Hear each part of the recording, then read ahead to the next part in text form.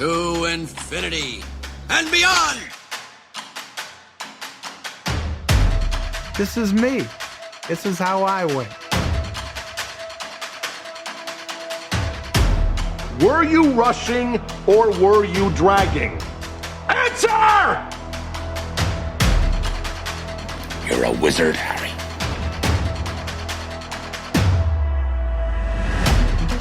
Say what again? Say what again? I dare you.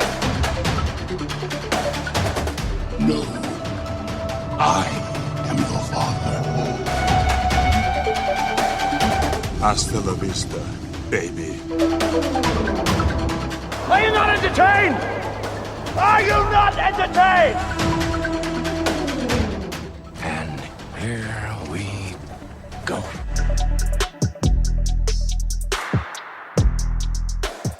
Hello, everyone. Welcome back inside the film room. Zach Goins here with Jake Lawler. Hello. And we've also got another special guest joining us. We've got Mr. Johnny Sobczak, the senior writer from InsideTheFilmRoom.com. And we've got something special cooked up for you. Johnny, how are you? Hey guys, yeah, I'm doing really well. I'm finally emerging from inside the film room, so to speak, to join the podcast. And yeah, I've been around working and writing for Inside the Film Room since last summer. Just doing some reviews and articles here and there. I covered Film Fest 919 in the fall, and just the last few months I've been getting more and more involved. Yeah, so I've been looking forward to getting in on this. I finally got my mic, and I'm ready to rock and roll, and I'm excited for our topic today. Yeah, what is that topic, Jake? So, after since the coronavirus pandemic has really uprooted everyone's life and had everyone sitting down, I really got into a lot of films from a lot of different decades, just because now that we all have the time to do so. And I was talking with Zach about an idea that we would do kind of 6 decades of film. So our favorite films will be from the 1960s to now. And Johnny, being kind of one of the resident chief minds of Inside the Film Room when it comes to film, we had to get him on here. So really kind of how this works is where it's going to come with a brief breakdown of each decade, kind of what films were being made, what ground was being broken, budding directors, stars, et cetera, et cetera. And then we go for our picks. So each person is going to have 2 films, and we're going to talk about what it is and what makes it one of your favorites. And then we're just going to keep going from there. And then kind of something else. If someone says another one's film, that's why we're going to have like a couple loaded up. So just kind of for the sake of variety, we'll have a few. Yeah. Before we get started, I just want to go ahead and put a disclaimer out there that anyone who listens to this podcast knows that it is a recurring theme that Zach gets made fun of for not seeing a lot of old movies. So we're going to go ahead and put that warning out there that that's probably going to happen quite a bit. And with Johnny over here with his global cinema minor and Jake with all his film classes, I am the first to admit that they're going to just absolutely dominate this topic here, and that I'm going to do my best to hold my own. Yeah, a quick question for Jake, actually. How many film, obviously Jake and I, if for anyone that doesn't know, all 3 of us went to Carolina. And Go like Heels. Zach just pointed, go Heels. And like Zach just pointed out, I studied film there. I have like a minor in it. And I was wondering, how many classes in the program did you actually take, Jake? How many film classes? I only took 2. I took the one with, it was me and you with Professor Flaxman. And then I took another one. Okay. I figured that was probably. Yeah, because I'd gotten to the whole thing late. I mean, I didn't realize that like this is what I wanted to do until really kind of my junior year, which had happened to be my senior year. So, but, I had taken those classes really just for fun because I loved movies for so long, but I feel they were that, great. Jake. Yeah. I feel that because like I was like a second semester junior, or maybe even like my first semester of senior year, and I was like, I discovered this whole like film program, like the all the different classes and stuff. But then like to take all the cool ones, you had to take like some of the not as cool introductory ones, and I was like, yeah, I don't want to spend my senior year in these like lame intro courses. I just wish I could jump in, and ended up not getting to do any of it. So Johnny did it the right way, getting invested all the way through. And I just got to do a quick shouts to Rick Warner and Gregory Flaxman, the GOATs. Love their teaching over there at Carolina Film Studies. So love they it. follow love us it. on Instagram, so they'll maybe they'll listen to the pod too. You guys ready to get started? I'm ready, Let's man. do it. Where are we starting, Jake?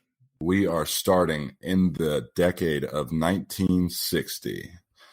Now, this was a really good decade for me, and it was a really good decade for film. I mean, there's so many good films that came out. It was really kind of the start of a new era of film. I mean, like, just take a look at this list. We have 2001, Winter Light, Andrei Rublev, A Fistful of Dollars for a Few Dollars More, The Good, Bad, and the Ugly, Psycho, Lawrence of Arabia, Butch Cassidy and the Sundance Kid, West Side Story, Sound of Music, Great Escape, Doctor Strangelove, Bullet, 8.5, Yojimbo, Goldfinger. I mean, the list goes on and on and on. And I think that I really thought you were going to read all of those. Yeah, no. I just had to set the scene.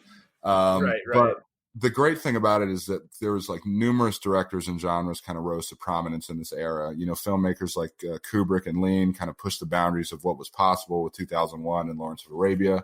And then other more established directors like Hitchcock kind of continued their reign on audiences with films like The Birds. And,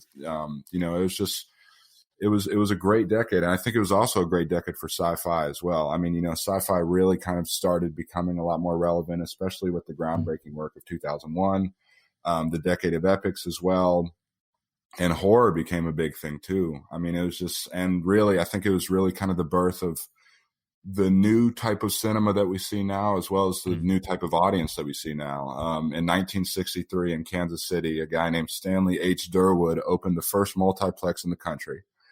And, now there's, maybe not so much anymore, but, the exoskeleton of the multiplex is still everywhere. And, this was just a great decade for film, and kind of, it started really what we're seeing now is the kind of the beginner's trip to the films that we got now. So it's great. I mean, it's awesome.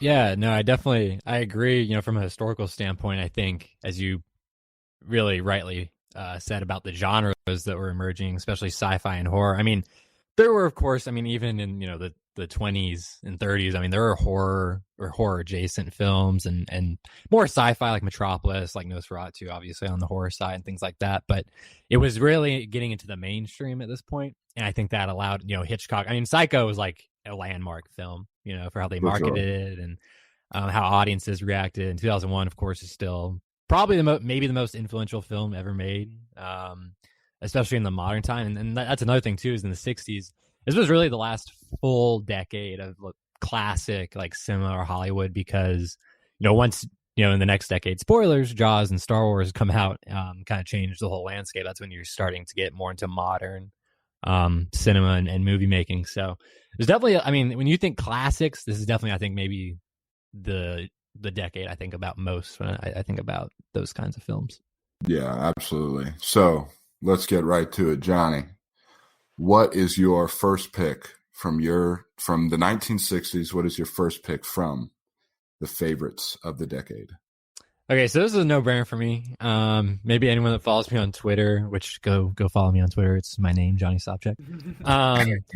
But anyone that might be familiar with me or like my taste, Lawrence of Arabia, for me, I think it might legitimately be the greatest movie ever made. I know a lot of people say 2001. Then, of course, like stuff like Citizen Kane and Godfather. But for me, Lawrence of Arabia, I just recently rewatched it for the first time. I saw it for the first time last year. And it is just, I mean, it's almost 4 hours long. It's the definition of epic. Like, when I think epic, it's Lawrence. It has everything you could possibly want. Peter O'Toole, his lead performance is staggering. I still think he should have won the Oscar for that. Best cinematography, I think, ever. The sound's incredible, all the design and the on-location shooting they did in places like Morocco and Jordan, and it really captures the whole scope and scale of this story. And David Lean, one of the best directors of all time, this is his crowning like gem for me. So that one is kind of a no-brainer. That would definitely be my maybe number one film ever, but certainly of the 60s. Johnny, you're gonna kill me. I've never seen it. Are you Surprised? Okay. Neither I'm have I. serious. Jake. I I'm know. about to send you a graduation gift, bro. I'm about to send you the rest of the restored Blu-ray. It's the best restoration I've ever seen. Anyone that's listening needs to go buy it. It is so good. It's required viewing, man. It's required. See, that's the thing. It's like I've always wanted to see it. I've always seen like screen grabs of just how staggering it looks. I mean, and my brother and I were actually thinking about watching it last night until we went for the other movie that we'll talk about a little bit later. But yeah, I mean, I've always wanted to check it out. It's just I've never really gotten around to it. But I think that now with that glowing review, I'm definitely going to have to give it a watch. I mean, you definitely. I mean, that was one of the other ones that I had been wanting to get around to. For sure, It was when my roommate had it, and he was like, "Hey, man, we got to watch this sometime." And we finally did get around to it, and it blew me away. Definitely one of my favorites that I'll definitely return to more like over the years because there's definitely it's so densely packed and so long. Sure. Top 5 scores ever as well. The music is amazing. Like it brings tears to my eyes. It's so damn good. So, I can't praise that movie enough. I got you. No, I'm definitely gonna have to check it out now. I think that mine is kind of in a different direction. My number one favorite film of the '60s it's a Kubrick film, but it's not 2001. Whoa! And it's my favorite Kubrick film. It's Dr. Strangelove. I think that it is still to this day one of the greatest comedies ever put on screen ever. One of the greatest satires ever put on the screen ever. Some of the greatest performances in comedy, in kind of the genre film, in the satire realm as well. It's brilliant. I mean, it's just, and I think really a test to its brilliance is that, it's very much about like the Cold War, kind of xenophobia, is the Cold War fear of everything. And it still holds, like everything still lands. Like it's not like this is too old or I don't really get this. I mean, because those themes are still so apparent today in like today's world that, especially with our current leadership, that you can kind of like see why it holds up. I mean, it's brilliant, it's hilarious, and I think it's very poignant as well. I mean, I think that's something that may get like a little bit underrated because of how funny it is, but it deals with a lot of kind of dense thematic material, which of course Kubrick is known for. Mm-hmm. And it's just amazing. I mean, I watched it again really for this a few weeks ago, and it cemented it as really my favorite film of the decade for sure. Wow. I mean, that was definitely not what I was expecting to hear from you as your number one, but I now it's my turn to admit I have not seen Dr. Strangelove. Oh, really? Wow. That's so. I can say that I've seen half of that because I watched it in world history class as a freshman in high school. So wow, I got you beat by a half. It's much shorter than Lawrence of Arabia. I think it's only like an hour and a half. Isn't it? It's 94 minutes, I think. So I mean, you can rip through it easy, and it's just it goes by so fast because just of how entertaining it is. Mm-hmm. And of course, I think that there are better films of the 60s for sure. I mean, even 2001 being the better film of the 60s. Mm-hmm. But it is, in terms of favorites, I mean, you can't really go wrong with that for me. So I had to land on it for sure. All right. Yeah, I've definitely had high expectations for that, and they're getting higher as I'm hearing you talk about it. It's definitely one of those films, even though I haven't seen it. I have heard a lot about it. I've seen a lot of references to it in other films. Sure. It's definitely one that, from what I know and have seen and read, it's scary how relevant and the foresight that Kubrick, especially as a filmmaker. Oh yeah, it's crazy. It's insane. Yeah, with his themes and commentary and everything else. So, as far as my list goes, I will not be participating until the 70s because I've seen the names that Jake had listed off, those movies. I've seen like a handful of them from like maybe when I was little or like, because I remember like my dad, we watched like Butch Cassidy and the Sundance Kid when I was like 10 maybe. So like I've seen that, and I've seen some of these, like I've seen Sound of Music, but again, I'm not going to fake anything here to try and impress anybody. I'm gladly going to say that I'm going to let you guys handle it until the 70s. So number 2 for Johnny.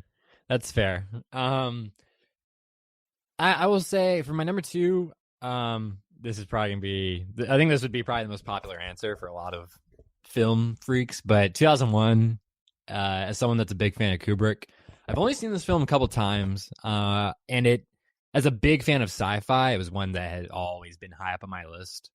And it's not so much that I maybe love it or I love watching it, like it's something I want to watch all the time, as opposed to some other sci-fi films, but the amount of influence that it has on the genre and on filmmaking since is so hard to really like encapsulate all in once. For sure. And the stuff, even in real life, the influence. I mean, they're using tablets in this movie. They're using like iPads, basically. Yeah, this movie came out in the 60s. And just so many things. I mean, you references that you can catch in other sci-fi films. Moon by Duncan Jones, I mean, is heavily influenced by 2001. And it's just, Hal as the very famous character who's not a human. One of the great villains. Yeah, and there's Dave, and it's a lot of quotables for a movie that doesn't have a lot of talking, surprisingly. For sure. And it's just, the cinematography, the effects, which, I mean, everything goes back to 2001 as far as effects, especially with space films and science fiction films. The miniatures and everything else, it is definitely, it's hard not to admire and appreciate 2001 from any point of view, way you look at it. It might not be necessarily the most thrilling or exciting sci-fi movie, but and I will admit that both times I've seen it, I did have to like wake myself up or like finish it later because I was like dozing off. But it's beautiful, and I have the updated Blu-ray which came out recently, and it looks beautiful, and the music's great as always with Kubrick's films. So yeah, that would have to be my number 2, and I think it's a good pairing with Lawrence, because I think when I think of epic, those are the two movies a lot of people look to.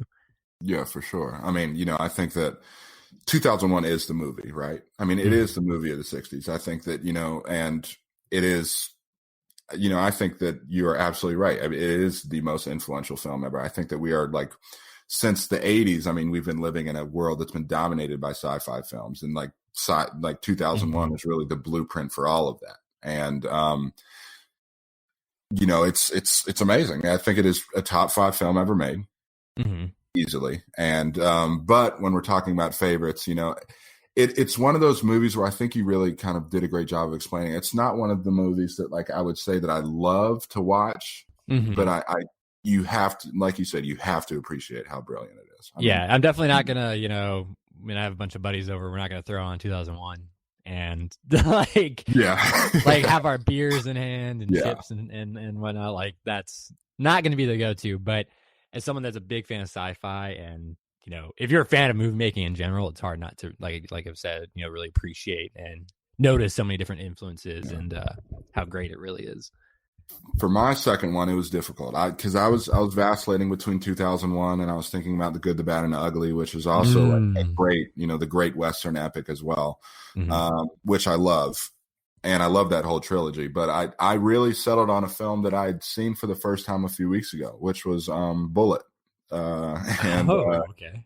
It's crazy, isn't it? I mean, like I was shocked when I said that this was going to be my favorite as well, because I thought about it for a long time. But I think that, so anybody that knows me knows that like I love the world of John Wick, and I do think that Bullet is John Wick's world like 40 years beforehand. I mean, it's like a world that is so like cleansed with antiseptic that it's like everybody in there has two emotions. They're either angry or they're sarcastic. And it's like, I think that world is fascinating, that it's like, it's a world that looks exactly our own. It's filmed in San Francisco. I mean, these are real people. It's not like, it's not 2001. It's not like a science fiction epic. I mean, it's a detective story.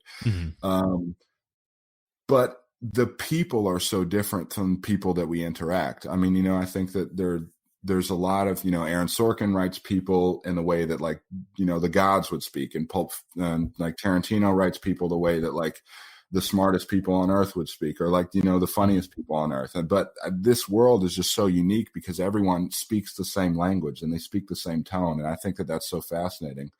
And Steve McQueen delivers one of like the most neutrally ambiguous performances that I've never seen, which is just like, it's great. I mean, it's so enthralling, and it has one of the greatest car chases I've ever seen. Even better, I think, than the French Connection, which of course is hailed as the great car chase. And it's great. It had to be my favorite after watching it for the first time, and I was just like, this is it. Yeah, that's I haven't seen Bullet. I've obviously heard of it, especially with regards to maybe action films or car chase scenes and things like that. And so it's known for that, but it's interesting hearing you talk about like the world and the characters and how they speak and everything. That makes me even more interested, apart from the more visceral, like exciting parts of it. And Steve McQueen, who I am not that familiar with either as an actor. I need to go back and watch his films, but I mean, that definitely sounds, especially the John Wick comparison, that's very interesting. And I need to find a way to watch that soon. For sure. Well, I think that wraps up the 60s for us. I think that we're rolling into Zach, do we need to wake you up? Man. Do I need to wake you up with some? Sorry, guys, I went on a run. I'm back now. So yeah, Zach just cooked dinner, so he's came back. Okay, before we move on real quick, we got an interesting little mini game here that Zach can participate in as well, to get his brain flowing. I just thought it'd be an interesting way of kind of showing how the landscape of film and production distributions changed over the years, is to kind of track how many movies, according to Letterboxd, were released in each decade that we're going to be going over. Okay. So, I mean, you guys are going to both predict for the 60s. To give you a baseline, I'm going to tell you, in the 1950s, according to Letterboxd, 17,000 feature films were released. Okay. So tell me how many you think were released in the 60s.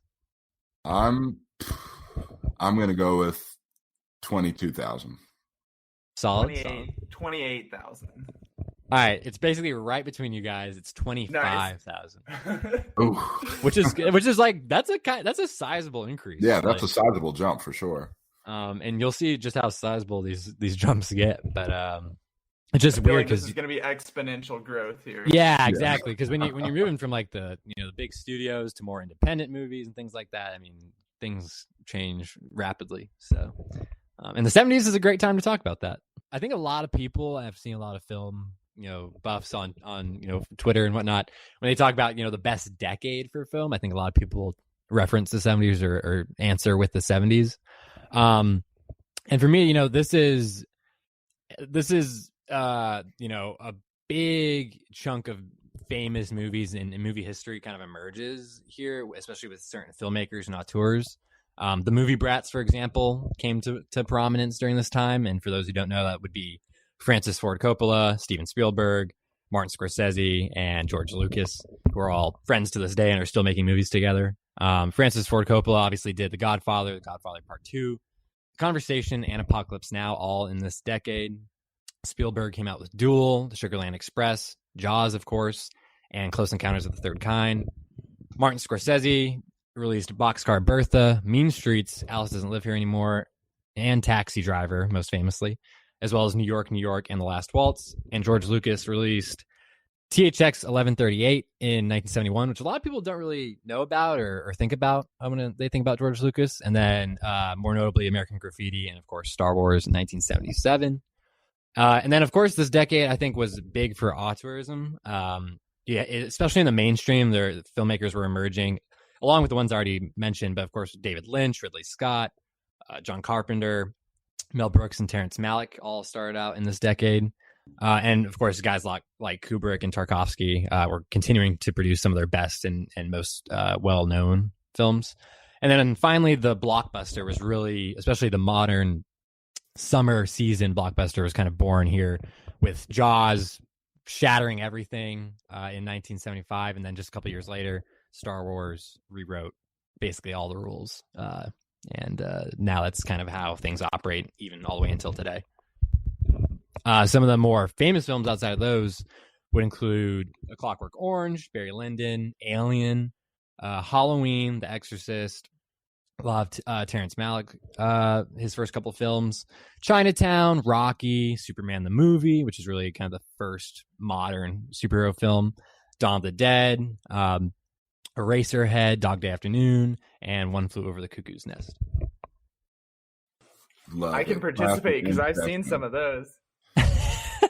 Zach, let's hear it. You got to go. Yeah, first. you got to go first, man. I get first dibs because my database is smaller to pick from here. But I mean, I don't think anything should come as a surprise here. My number one is Star Wars: A New Hope. Just because of again, we're going with favorites here, and to me that means like the movies that you think are good but also mean a lot to you. And so for me, like Star Wars growing up as a child, like to this day Star Wars is still huge to me, just because of that being like before I read Harry Potter as a kid, which is another one of my favorite fandoms, like Star Wars was watching it on TV or on the Blu-ray, not even Blu-ray, the VHS, and like playing with the Legos, playing with the toys, getting a lightsaber or picking up a stick and pretending it's a lightsaber. Like Star Wars was just like what it was for me. And that even goes back to this one from 1977. I mean, you see, like you mentioned earlier with Jaws, that's kind of like the blockbuster, but then Star Wars as well. Like a small movie. Jake and I obviously did our deep dive into the whole saga, but seeing the small movie take off into like these unknown expectations and then just explode into what it is, that's my number one. Can't say I'm surprised. It's a good pick. I do wonder though how many people at home are yelling that it's called just Star Wars and not A New Hope. When I did after Rise of Skywalker came out and I like released my 1 through 9 like rankings. Yeah. I like referred to it as Star Wars, and people were like, oh, what does that one mean? You just said Star Wars. And it's like, that is the title of the movie. They went back and changed it to A New Hope. Yeah. They added A New Hope. They added episode 4. And so people were just I'm glad you stuck to your guns. Zach's audience is the under 40 group, so. Oh my gosh. All right, Jake, you want to go or me? Sure, I got it. So my 70s, my first pick for the 70s, I think that Johnny might get a little mad if I know him well enough. But my first pick is Apocalypse Now. Okay. I love Apocalypse. The reason I thought you were going to get mad is because I thought you would have picked it. But no, because I know you think it's great. But it is of great. Course. It's amazing. I've seen The Godfather. I've seen The Godfather Part 2, and I still think Apocalypse Now is his best film. Wow. Coppola being, and I think the reason why I like it so much, and the reason why I was drawn to it so much, is because before I saw the film, I'd read about like the nightmare shoot that it was. I mean, any film that like spawns a critically acclaimed documentary about how wrong everything went deserves definitely at least a watch. And when I watched it, it was just, I've always been sort of fascinated with world building in any sense.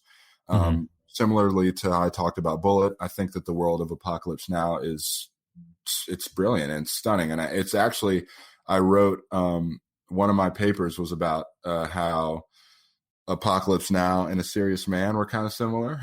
I'll have to revisit that. Yeah, I'll definitely have to bring it back up. But really, I think that the world is just, it's so fascinating. And I think that Martin Sheen's journey, and it's really it's a descent film. I think that there's a genre that's really kind of been revived by people like Ari Aster, where it's like the subgenre where it's the descent film, where we follow a protagonist as they descend into whatever madness that we see.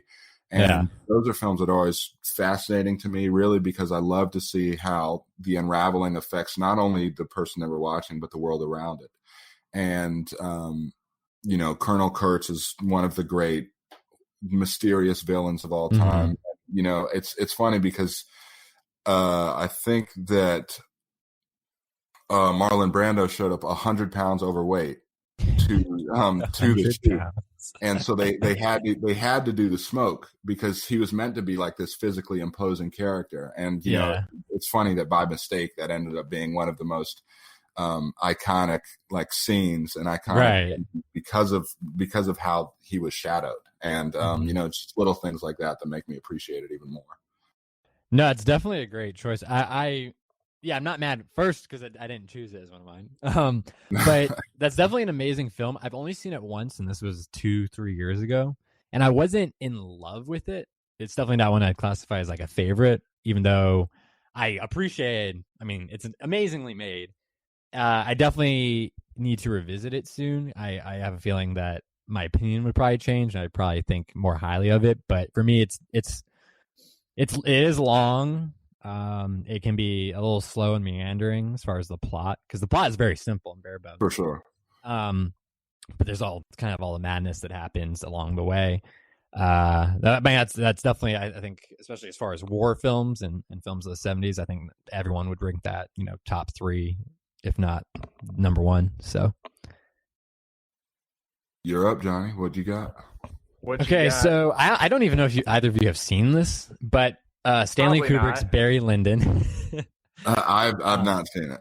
Oh my goodness. Okay. I remember us talking about it. Yeah, as far as costume dramas go, everyone else just needs to quit, because like the favorite's good and all, but Barry Lyndon is the like ultimate in that like kind of subgenre. It is top 5 films ever shot from a cinematography standpoint. I think that and Lawrence probably like top 2. It's the costumes are stunning. I mean, as with every production that Kubrick does, it's incredibly detailed, and every single aspect is to the T and real to the time that the story is set.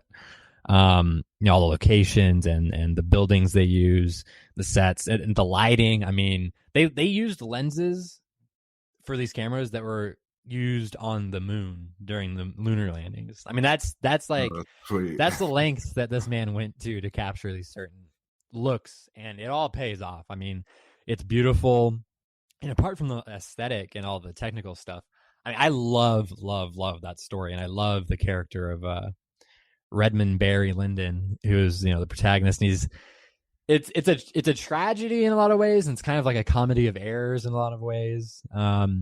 I think all of Kubrick's films are hilarious.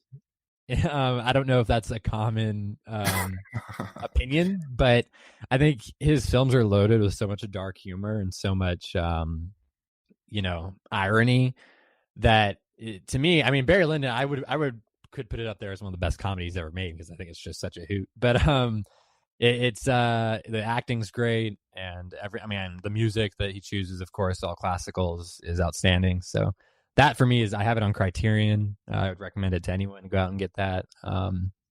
It's definitely one of my favorites. That's one that I, more so than any of his others, that I love to go back and revisit. I think it's interesting that if you were to just poll the general public, I feel like The Godfather is the go-to 70s movie. And that was not picked by anyone. I mean, I again have not seen that, so it's not qualified for my list. But from you two, I mean, maybe I'm spoiling something. It'll be number 2, but just pretty much on most lists as I was researching for this, that it seemed to be the consensus number 1. Yeah, no, I think that would definitely be a very popular opinion. And I think if you asked most people, I don't think they would even know what Barry Lyndon is. So it just kind of goes to show what films really, especially in the popular like conscience and pop culture, like stick out, as opposed to maybe some more ones that are not as big. And I think you did a good job, Zach, of saying, it's about the favorites, and I think that for me, at least, The Godfather and The Godfather Part 2, which I do think is better, as it is heralded as one of the great sequels.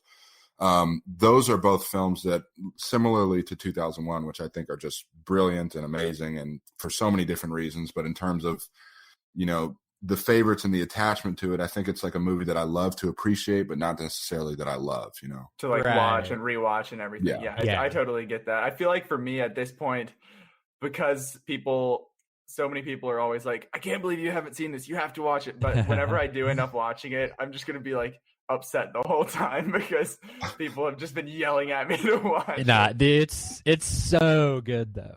It is great. I don't think we should understate how good it is. Yeah, I mean, both of them it's are definitely brilliant. not a favorite of mine, I would say, but it's so good. Well, for my number 2, I risk making Jake upset, because this might make his list, maybe. I don't know. Let's hear it. My number 2 is Halloween. Oh, okay. It's not on my list, but that's a great pick. That is a great pick. Because so this was actually, I hadn't even seen it until the new one was coming out. What was that, 2018? Yeah. And so I went with one of my friends, with Jared Worley, to go see it at Silver Spot on like the Wednesday before, when they were doing like the throwback movies.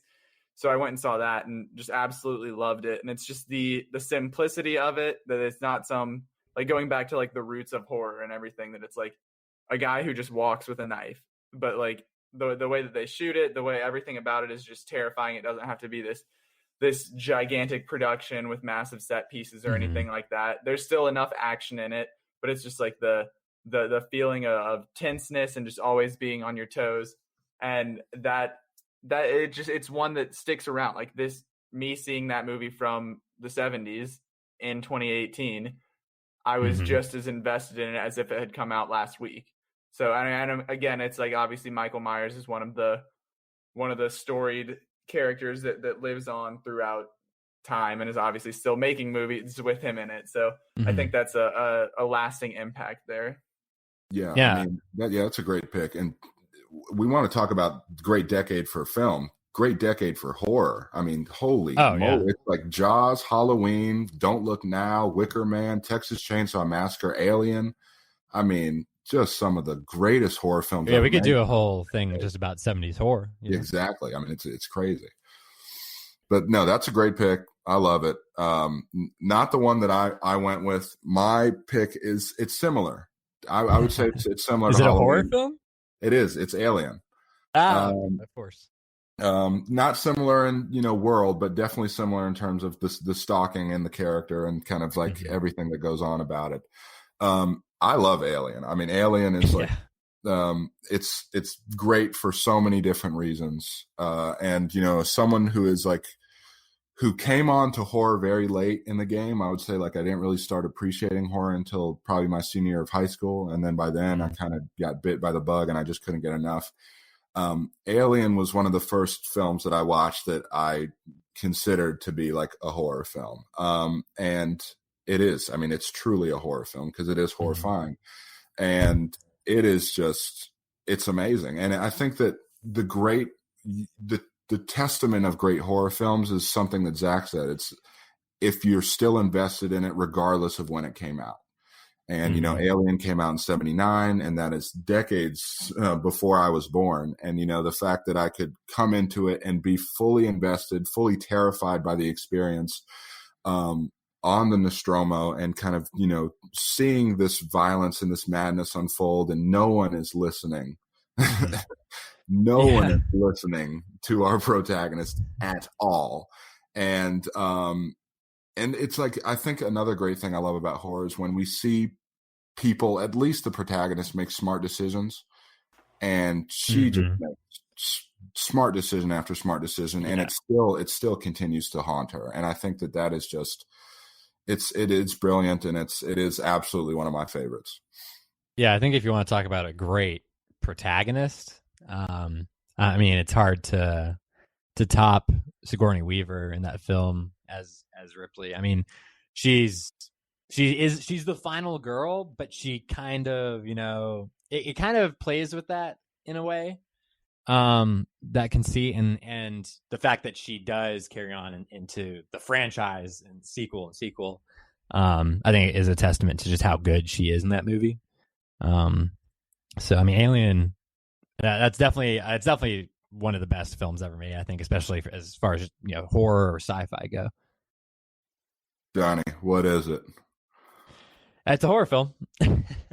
Let's hear it. I chose Don't Look Now. Ah, great pick.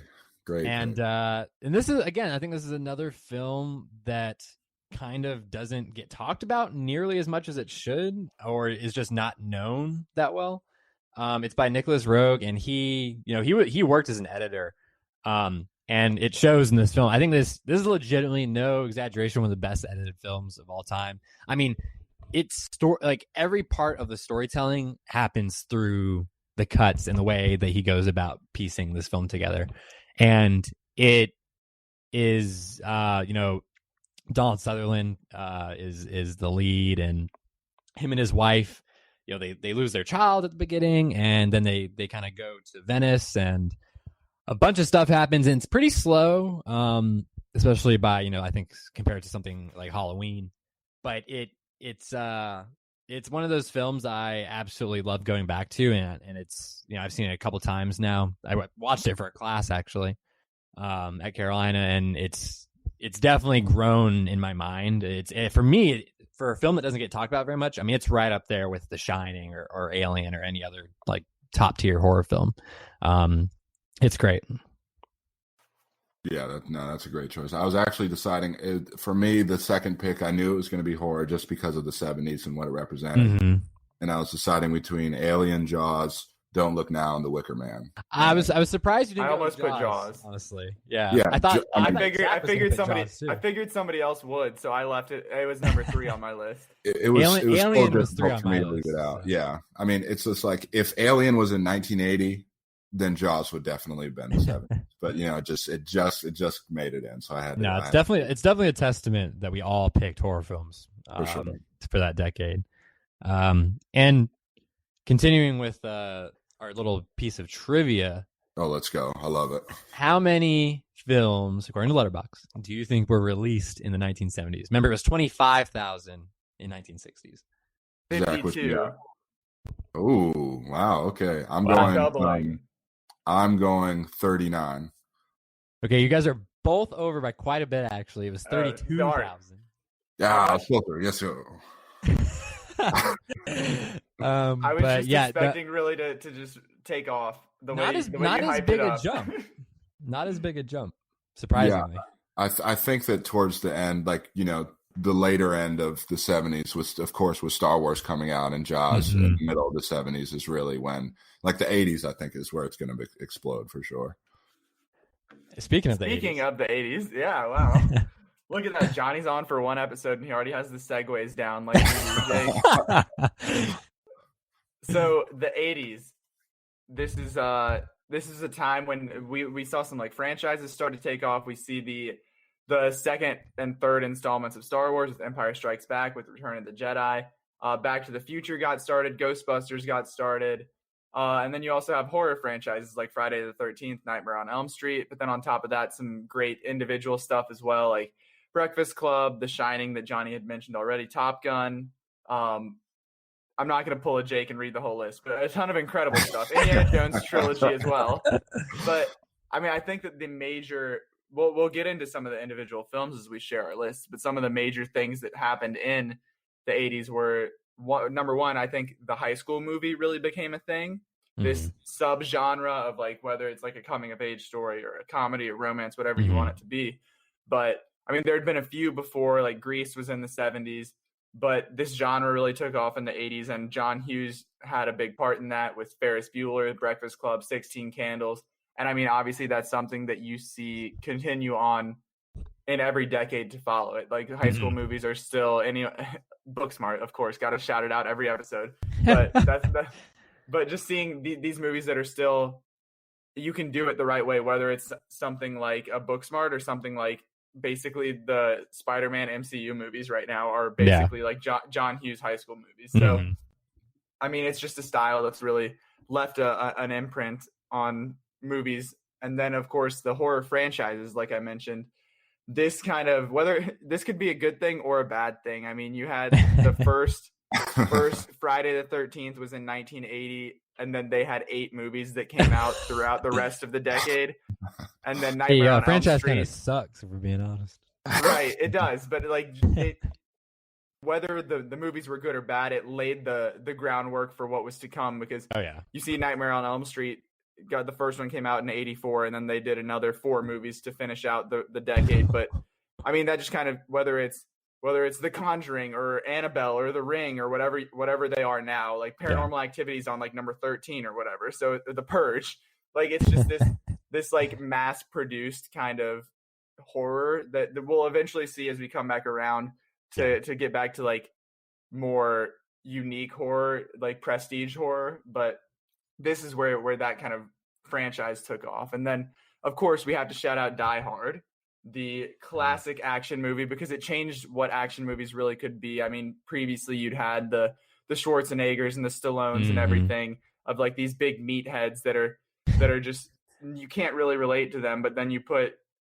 John McClane out there and as Bruce Willis, or Bruce Willis as John McClane, and it's just this everyday, everyman kind of guy that you can get behind, and it puts you in that what would you do kind of scenario. And then it kind of formed this template of like, this is Speed is Die Hard on a bus, or like the Skyscraper is Die Hard in China. Like, these other movies that kind of follow that format. And then of course Hans Gruber, you have to bring him up. But my final big point here before we get to the favorites is just kind of the Harrison Ford emergence, because you got him in Star Wars to end the 70s. He was in American Graffiti, but this, now that he was kind of on a grand scale, he really just took off as one of Hollywood's biggest stars. He just had an absolute tear throughout the 80s of just prestige stuff. And of course, in that is the Indiana Jones trilogy, which really probably is his like crowning jewel, I guess. But shall we get started with some favorites? Just real quick, I gotta say, Harrison Ford did Raiders, Blade Runner, and Empire back to back to back. Who does that, bro? That's insane. I mean, that incredible streak. Crazy. Yeah. But you know, the 80s, I think that like, if we're talking about like the best decades, you know, we of course the 70s comes up, and you know, the 70s is always heralded as like the best decade of film, but I think the 80s is definitely one of the most fun decades of film ever. I mean, you know, Absolutely. there's so many fun movies, like, and so many good ones too. Like Raiders is one of the best movies ever made, in my opinion, and it's also one of the most fun. It's one of the most enjoyable. Back to the Future, same there. I mean, it's just like you have all of these great films that are just so much fun to watch. And it's really is about going to the movies. I mean, I think that, you know, Zach talked about the high school movies.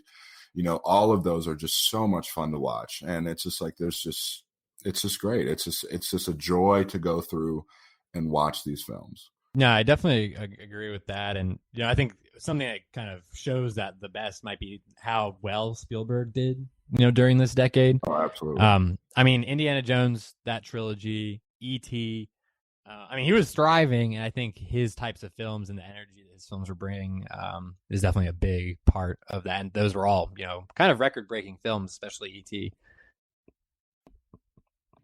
So, who's first this time? I think Johnny got to go first this time. Hey, I'm glad, because I have a feeling these are about to get swept up. So, okay, let's hear it. My number one, without a doubt, no questions asked, Raiders of the Lost Ark. Oh, damn it. Yeah, Jake. Sorry. Damn it. But, you know, this movie, I mean, it's pure cinema. I mean, this is like, this is a film in 2 hours. Every line, every scene, every set piece is iconic. I mean, it's mind-blowing when you go back and watch it. How many different scenes have been referenced in other films or TV shows. You know, the opening sequence where he's sneaking in, stealing the item, and then the boulder comes tumbling down. Or the fights in Cairo, or when he's, you know, all the snakes and he falls down to the Well of the Souls. There's just so many great moments. Harrison Ford absolutely kills it. Him and Marion, I think, are an amazing pair. They're one of my favorite movie couples. And just, you know, the action sequences. I mean, this is a top 3 action film ever made, in my opinion.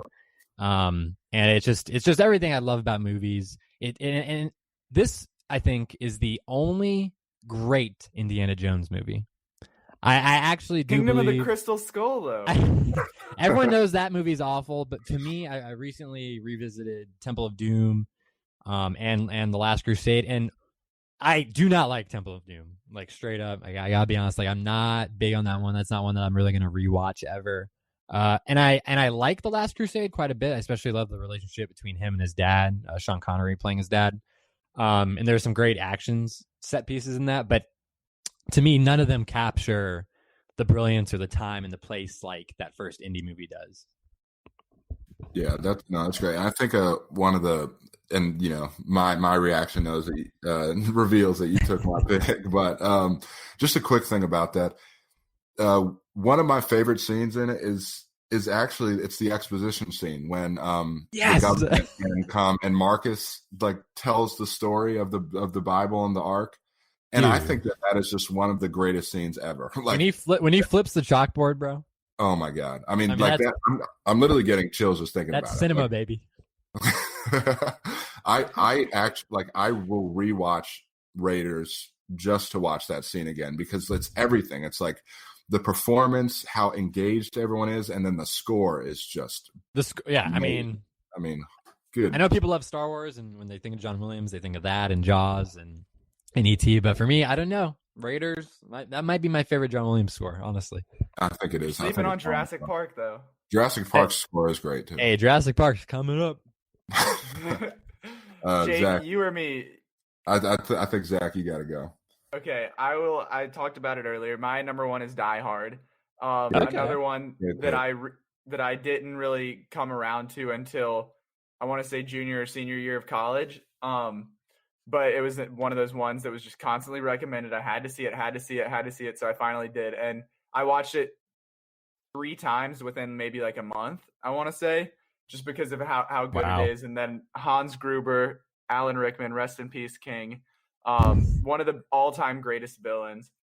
And just to see that, there's the perfect blend of that kind of spectacle with like big set pieces, but it's also very self-contained. There isn't too much. I mean, there's quite a few explosions, but it's nothing that's like truly like over the top. And so, I mean, again, it's just this one guy being resourceful, trying to figure it out as he goes. And it really lets you like empathize with him and kind of, like I said earlier, that what would you do type scenario. So that's why I love that so much. Hopefully that didn't steal anybody's pick there. No, that's a great choice. That is a really good choice. And for me, I've seen Die Hard once, I think maybe sometime last year, and I liked it a lot. I thought it was a good, action film, and Bruce Willis is really good, and of course Alan Rickman, as you said, he's amazing as always. But for me, it didn't like really grab me. I wasn't like in love with it. I do want to rewatch it sometime soon, but yeah, it's definitely one. While I know a lot of people are crazy about Die Hard, especially when it comes to action movies and Christmas movies. And Christmas movies, yeah. That's definitely, that would not have been one that I was like, I would have immediately thought of. A lot of times I also think of Die Hard being in the 90s for some reason. I think it came in late in the decade. I feel that. I think it's 88, I think. So yeah, so I definitely see that though. Yeah, no, that's a solid pick. Mine is also a film that almost missed out on the 80s. It came out in 89, and it's Do the Right Thing. Oh man, I love Do the Right Thing. I mean, when we're talking about decades here, but when we're talking about like all time favorites, Do the Right Thing is always there. Always. I mean, I rewatched it for this a few weeks ago just to kind of make sure I still loved it as much as I did, and it is just, I mean, it's amazing. It really is amazing. Yeah.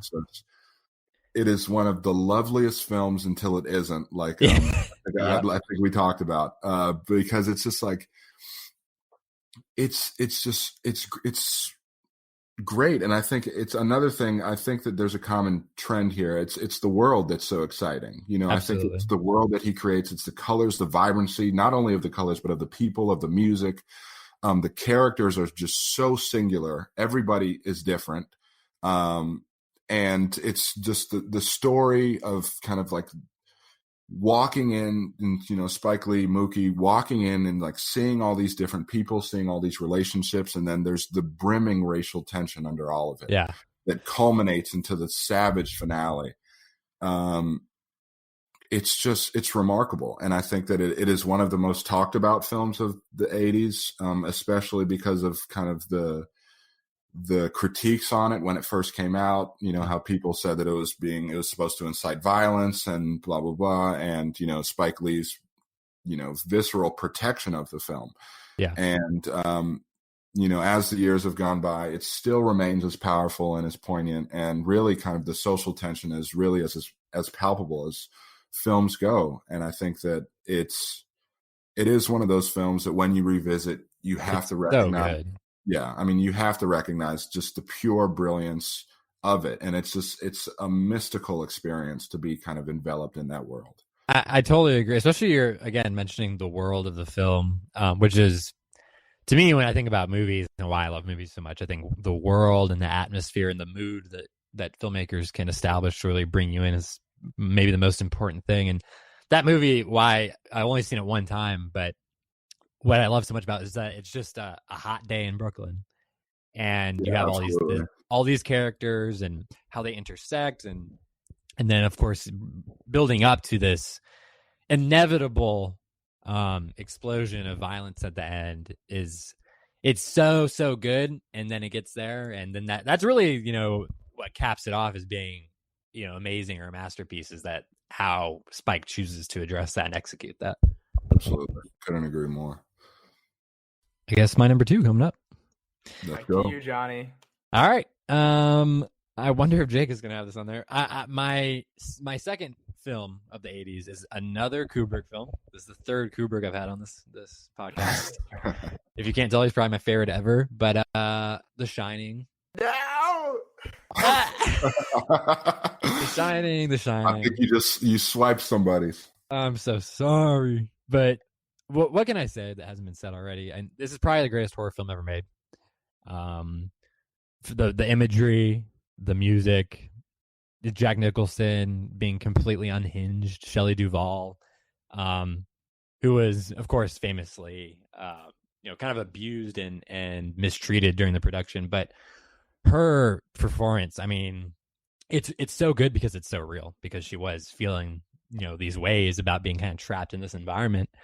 I'm obviously not condoning that kind of filmmaking or that behavior, but it does kind of create this lightning in a bottle effect. And of course, when you have Kubrick, who's one of the technical masters of all time, everything he does in that movie with the editing and the really one of the most famous films for its use of Steadicam, when that was kind of first emerging, and getting all those wonderful tracking shots of the tricycle going throughout the Overlook Hotel.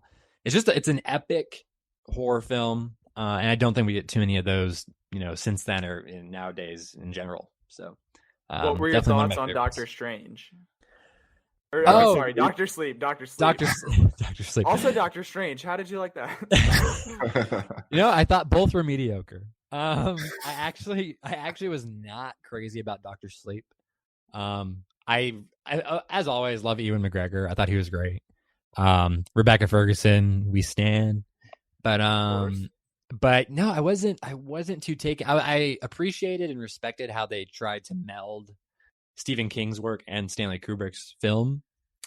But to me, it just didn't hit me the same way that The Shining does. Which of course you can't really expect that or anticipate that to be the case. But for me, it definitely doesn't hold a candle, and I could completely go without that being part of that story. Well said. Yeah. Well said. Zach, what's up? Well, I was going to put The Shining, but I will have to revert to, I want to say honorable mention here was Terminator. Ooh. But I'm going to go with Empire Strikes Back, because if I put A New Hope on there, then I have to put Empire, because Empire is better than A New Hope. I don't want to sound too basic by going with 2 Star Wars movies, but it is what it is. He's risking basicness. This is the best Star Wars movie, so of course it has to be picked. I mean, it's the classic, the second movie in a trilogy where it kind of set that precedent for what the second movie in a trilogy is like, where it's the splitting up, facing challenges and whatnot. It's like everything that you expect to happen is flipped upside down. They're trying to figure out who they are, overcome everything, and then come back together to wrap up the story in the next film. But that is my number 2. Good pick. Yeah, I mean, Empire is Empire, and it's heralded as one of the great sequels because it is. I did not have Empire on mine. I was also flirting with the Terminator at 2. But can I guess what your second option is? Yeah, go for it. I have no idea what your thoughts are on this movie, or like if you have any attachment, or have even seen it. But Back to the Future. Oh, I mean, Back to the Future is amazing. I mean, Back to the Future is 5 out of 5. Yeah, I mean, as masterpieces go, it's definitely up there. I mean, it's great, and I think that Zemeckis creates one of the most iconic movies ever made, and one of the greatest stories ever told. but it is that was also one that I was thinking about. But my number 2 is Blade Runner. Oh, how could I forget? This is my second Ridley Scott film, and I'm hard pressed to believe, or hard pressed to say, that Blade Runner might actually be better than Alien in terms of just kind of like how I view things. And again, it's the world. I mean, I think my God, yeah, he creates one of the greatest science fiction worlds ever. Harrison Ford is one of my favorite actors of all time, and I think that he is in peak form here, delivering his performance as Decker. And I recently rewatched I think it's the Ultimate Cut on Netflix, and it is just breathtaking. I mean, it really is breathtaking. You watch it and you're like, how was this movie made in 82, and how is it still hold up to this day? No, I couldn't agree more. Again, talking about the world. I mean, to me, it's absolutely no question. Blade Runner, the world of Blade Runner, is the best film in science fiction. Like, across all mediums. Like, for me, that one, it's so well realized, especially in cinema. Like, all the sets, all like the way it's shot, the extras and the costumes. I mean, just the thought that had to go into creating all that, because you're adapting a book, and taking that and kind of bringing it to life back in the 80s, of course, too. I think that's one of the reasons why people revere Ridley Scott so much, even though his batting average may not be that good overall. Between Alien and Blade Runner, it's hard to discredit his ability. Yeah, I mean, and of course, one of the greatest improvised monologues of all time with the tears in the rain. Oh my gosh! Still to this day is just like one of the most beautiful scenes ever. Like one of the most gorgeous scenes ever. And Rest in peace, Rutger Hauer. Oh yeah, absolutely. But I had to go Blade Runner there. No, I can't knock that in the slightest. That definitely would be one of my top. You ready for the game, the trivia? Oh yeah. So 32,000 in the 70s. I cannot wait to hear the answers for this. 1980. Now I'm self-conscious because I don't want to shoot too high. How many we got according to Letterboxd? I'm going to shoot for the stars. I'm going to think 60,000. Okay. 54,000. Okay. Zach, you came in more conservative. That was the right move. The answer is 35,000. Really? Wow, come on. Yeah. Jake's feeding me. Jake's tricking me. He's like, oh yeah, it's really gonna explode in the 80s. I need to be my own man. No, we got to wait till the 90s. We got to wait till the 90s. I'm That's what excited it starts to getting hear real. him talk about the 90s, because Yeah.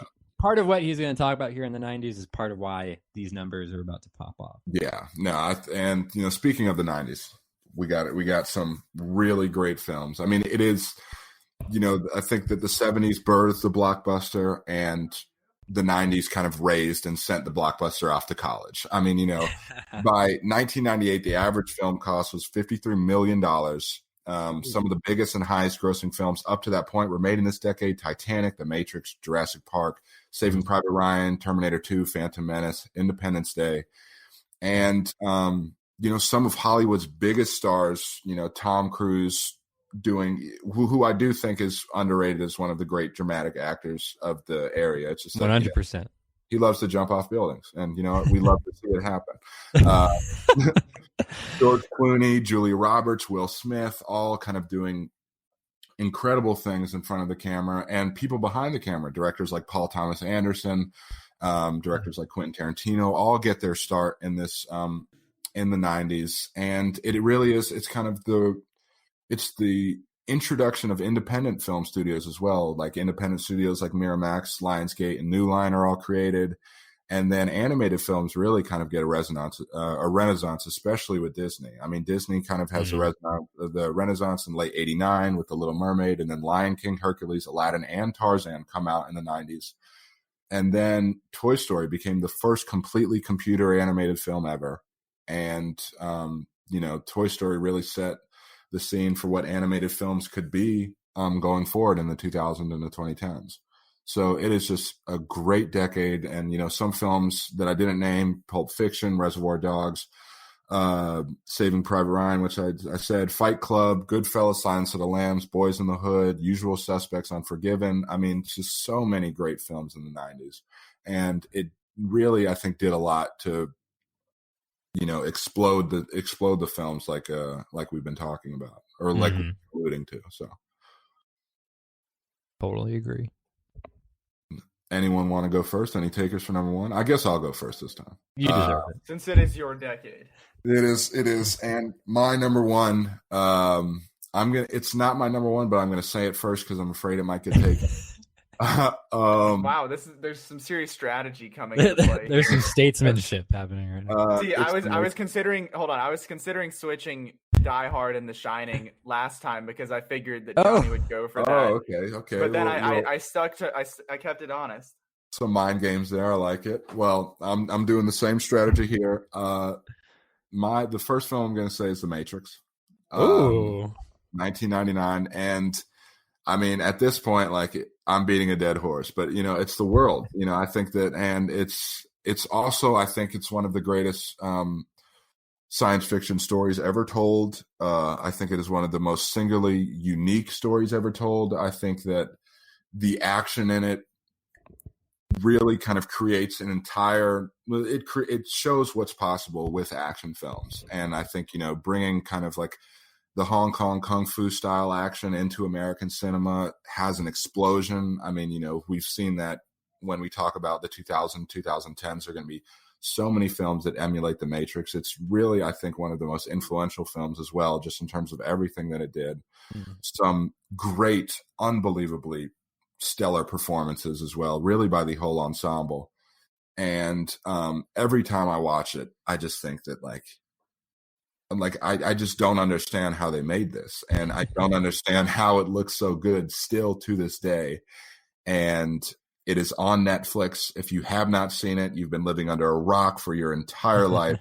Stop attacking me. You've never seen The Matrix? Whoa!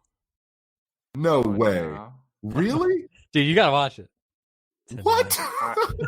I'm aware. No, that's shocking. They need to stop making new movies for like 2 years so I can catch up on all the old ones. I don't love The Matrix, but it is great.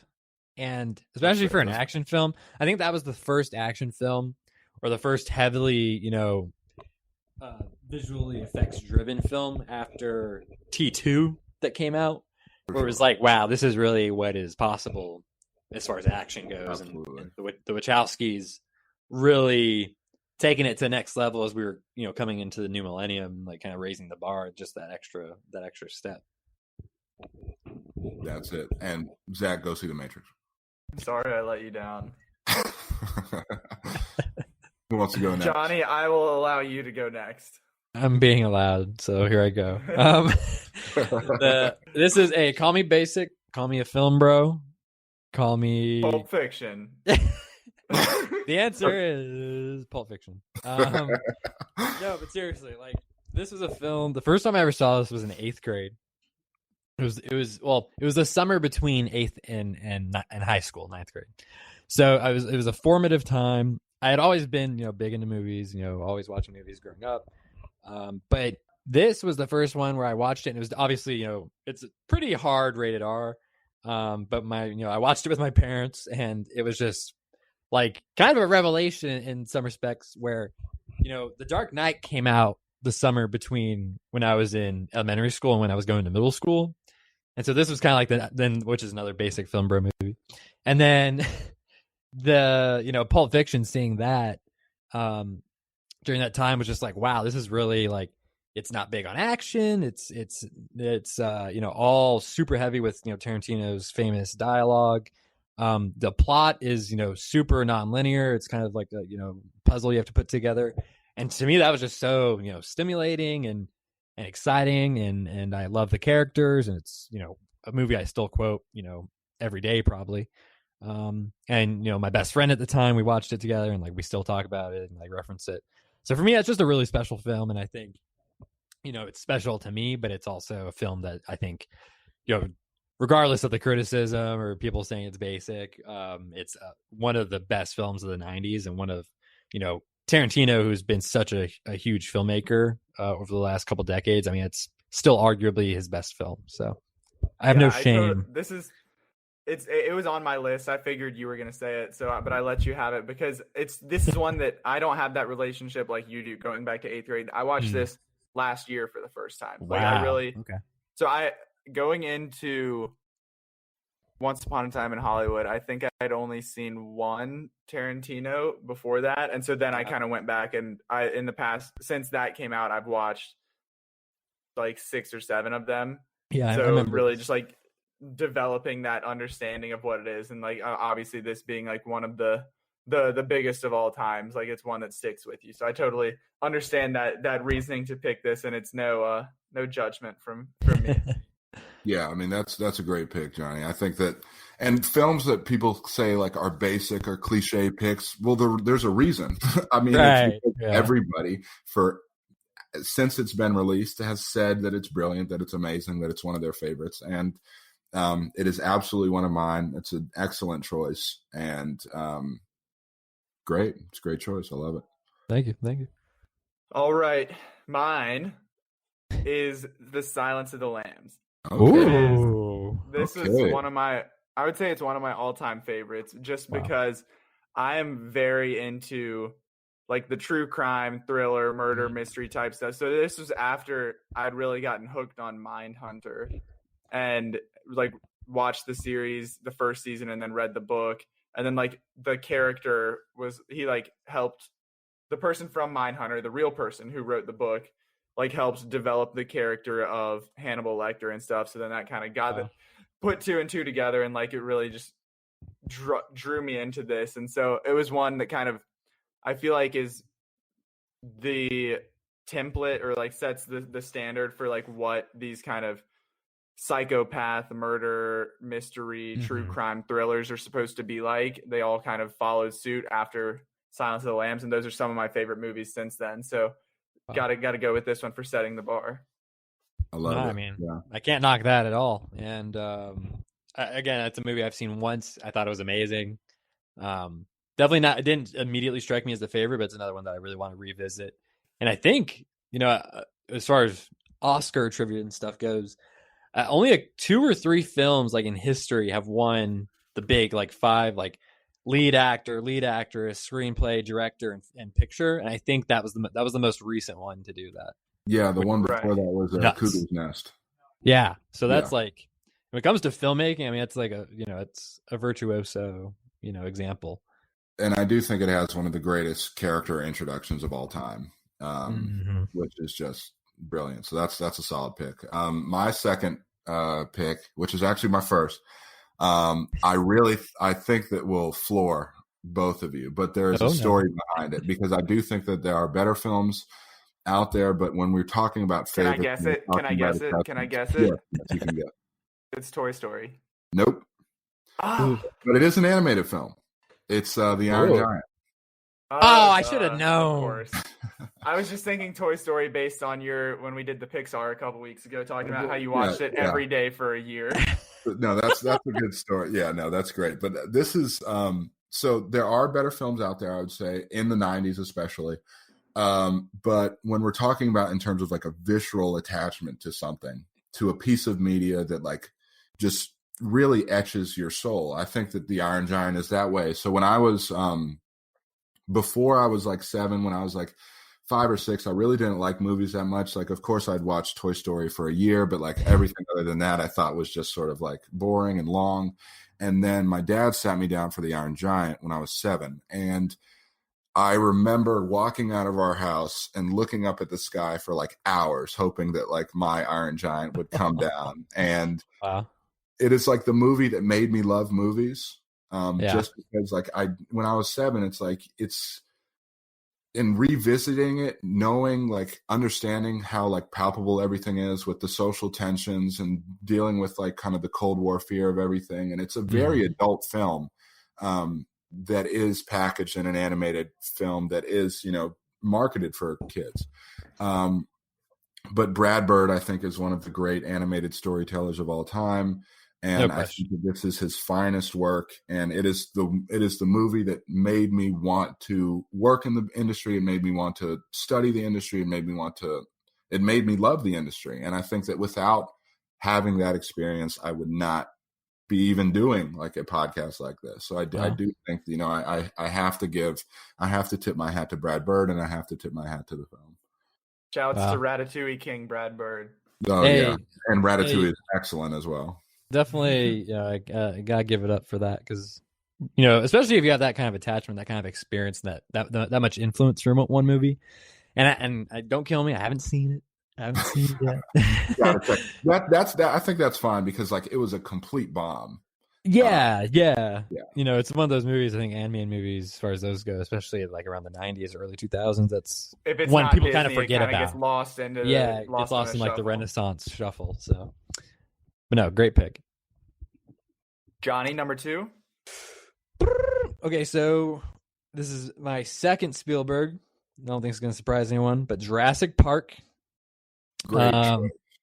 I mean, now this kind of going back, in my memory is not super specific to because I know what films I was watching when I was growing up or when I was a real little kid. But Jurassic Park is one of the VHS tapes I remember distinctly, and I always remember watching it on TV and throwing it in, and certain scenes that stick out or like kind of scare me and like all that. But to me, that's the one that really swept me up. For some kids, especially older people, Star Wars is that, or Raiders of the Lost Ark. But when I was that age, Jurassic Park was that movie for me, and still love. I mean, the characters are so good. I think they're some of Spielberg's best characters, most underrated. You have Dr. Alan Grant, you have Ellie Sadler, you have of course Goldblum, and I think that the VFX still hold up to this day. I have the restored Blu-ray that came out a couple years ago. Still looks fantastic. It looks incredible. The set pieces are mind blowing.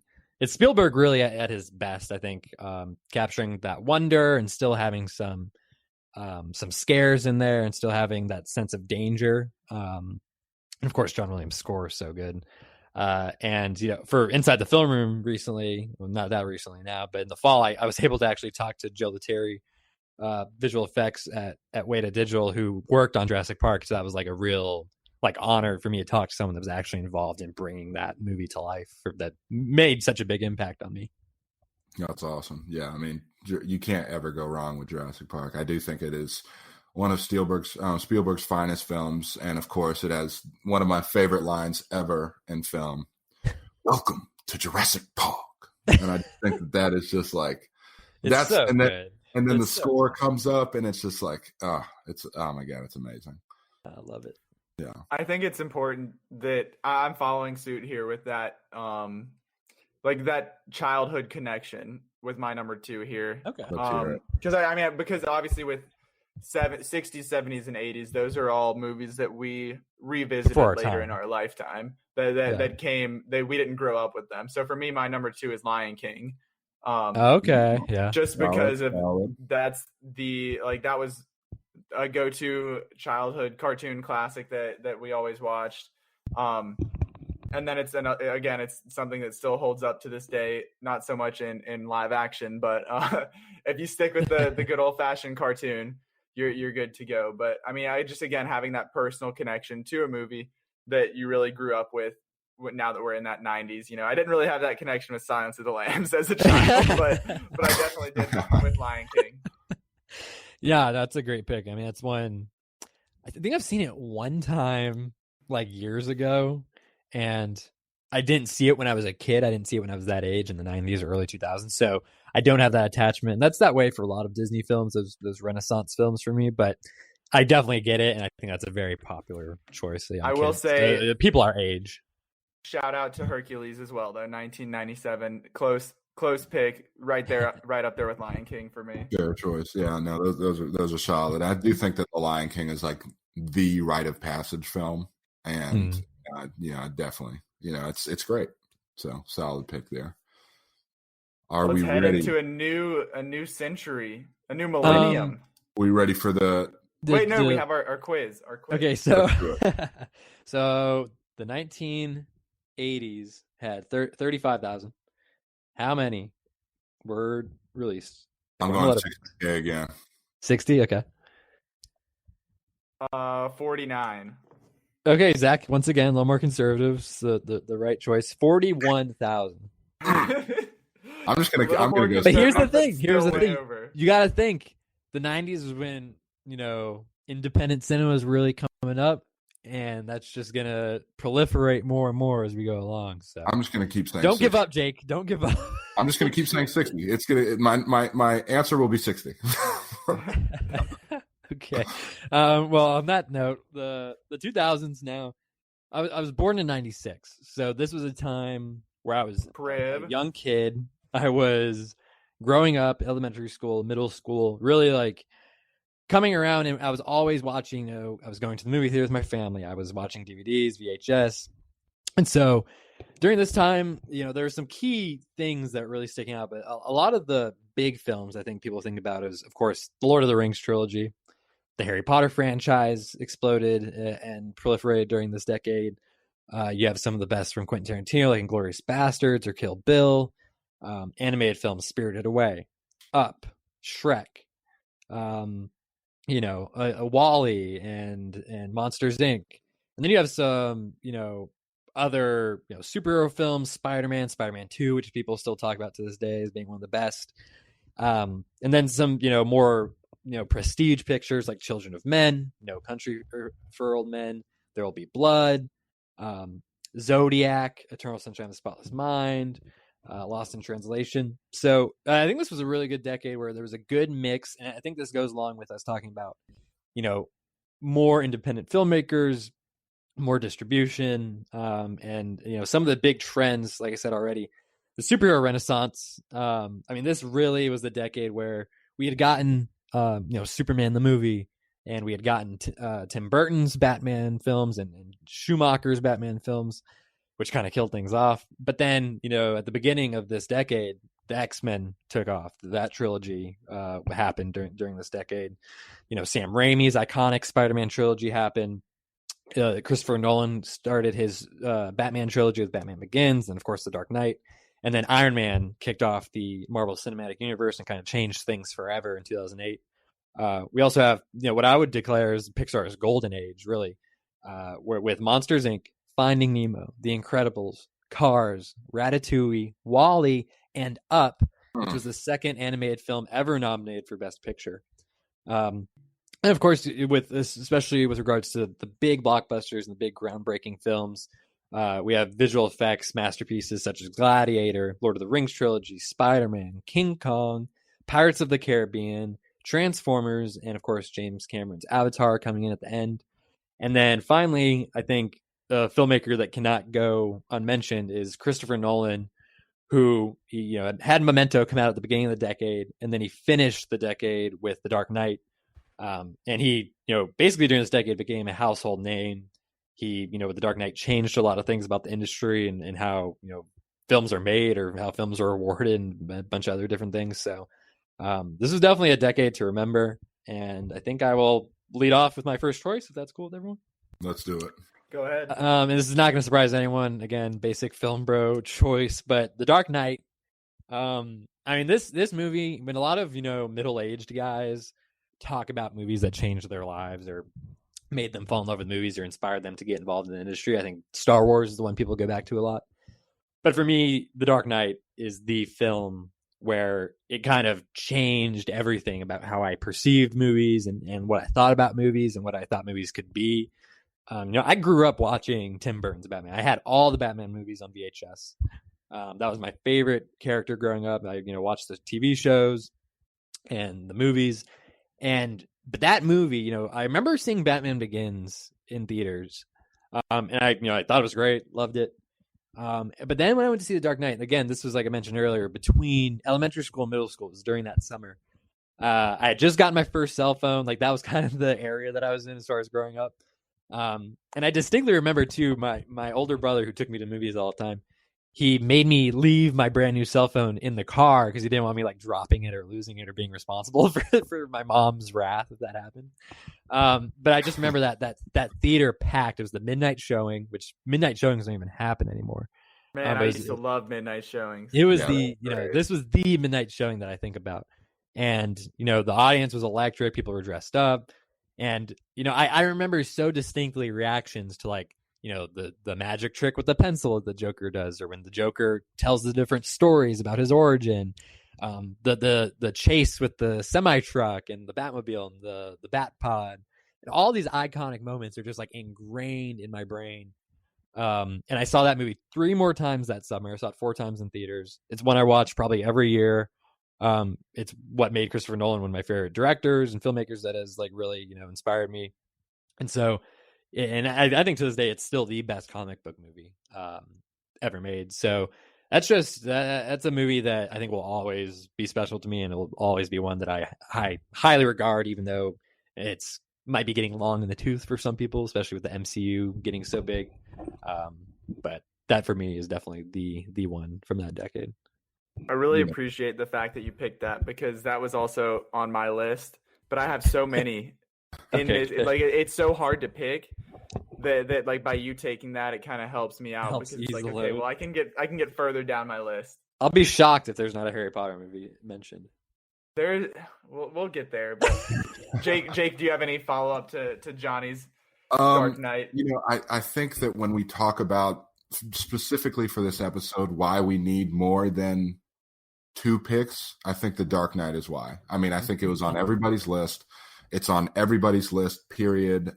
It is one of the most universally loved films. It's one of the most universally accepted films. It's one of the most universally heralded films. And I think it's just because of how brilliant it is. I mean, it was on my list. And Johnny, I think you beautifully articulated what it did and what it is and what it will be for people that haven't seen it, and what it can be for those that have. And it's just, it's great. It's a great pick. Thank you. You or me, Jake? Up to you. I think I went last time. Go ahead. So I'll go. Wait a minute. No, I went first last time, didn't I? Yeah, Zach, you go first. I mean, you go next. That's so kind of you. I am going to go with. This is I have like my list of like 5 or 6, and I'm kind of just making up this decision on the spot. But great planning. Well, no, it's not. It's just like that. I had so many that I could have gone. This is Sophie's choice right now. It's so interchangeable that these are just ready to go. I'm gonna go with Inglourious Bastards. Hey, great choice, man. Love to see it represented. Again, going to my not even revisiting, my visiting Tarantino later, like much later than most people, but kind of going through all of those. That's the one that kind of stands out above the rest. I mean, I shouldn't say that, but that really stands out for a lot of different reasons. Of course, the Brad Pitt performance, just like you mentioned with Pulp Fiction, the storytelling in different parts, the classic like Tarantino having different chapters. Mm-hmm. But it was one that as I was going through and watching these that really stuck with me. Christoph Waltz, of course, we talked about Hans Gruber and Alan Rickman, but another great villain, all-time villain there. Yeah, one of the best performances ever, in my opinion. I mean, with the ease with which he does that performance, and I think, I mean, this is a very like famous bit of trivia now, but supposedly Tarantino, he was writing it, like trying to get it made, and he was like, "There's no way I'm going to be able to find someone that can do this role." I mean, he speaks 4 different languages fluently. He's intimidating. He's funny. And he managed to find Christoph Waltz doing Austrian soap operas, and he got like one of his best actors ever. So that movie is definitely top for me. And also one of the greatest opening scenes ever. Oh, I mean, when you want to talk about great openers, I think that this is always one that gets brought up in conversation. That was also on my list. So now I'm like swimming I'm floating in the ocean without a paddle. But no, I think the 2000s is a really good decade. I love X2. It's not my pick, but I love X2. I think that's one of the great superhero films. It really gets kind of thrown under the rug a little bit just because of the success of the Batman trilogy and with Iron Man coming out later on. So I just wanted to give it a quick shout out. My pick, which I'll let, I know it's Johnny's. So I will concede it just because he has been with it longer than For I have. years. That's fair. I appreciate that. Yeah, of course, and we'll get to talking about it when it comes. We'll talk up. about it. Yeah. But I have no idea what's going on. Hey, you were in the group chat code right now. Okay, yeah. So my pick is Fellowship of the Rings. Oh man, of the Lord of the Rings trilogy, I think that while Return of the King famously went 11 for 11, I think that Fellowship is better. I think that it is more enjoyable. I would say as well.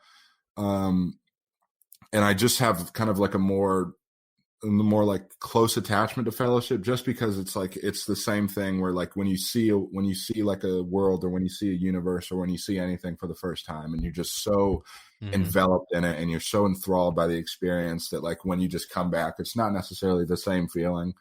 And that's what Fellowship was for me. I think it's one of my dad's favorite films, so he kind of made it, like a point to make sure that me and my brother watched it. And when I watched it, I was completely blown away. I think, again, it's the world thing. I mean, it's beautiful. I think it's one of the great fantasy worlds ever crafted on screen. Peter Jackson just did, I think my mom likes to say that Peter Jackson is a Tolkien. And I think that, I would be hard pressed to disagree with that. It has so many things in it, and it's a 2 hours and 58-minute runtime, and it really flies by. I mean, it's such a wonderful world.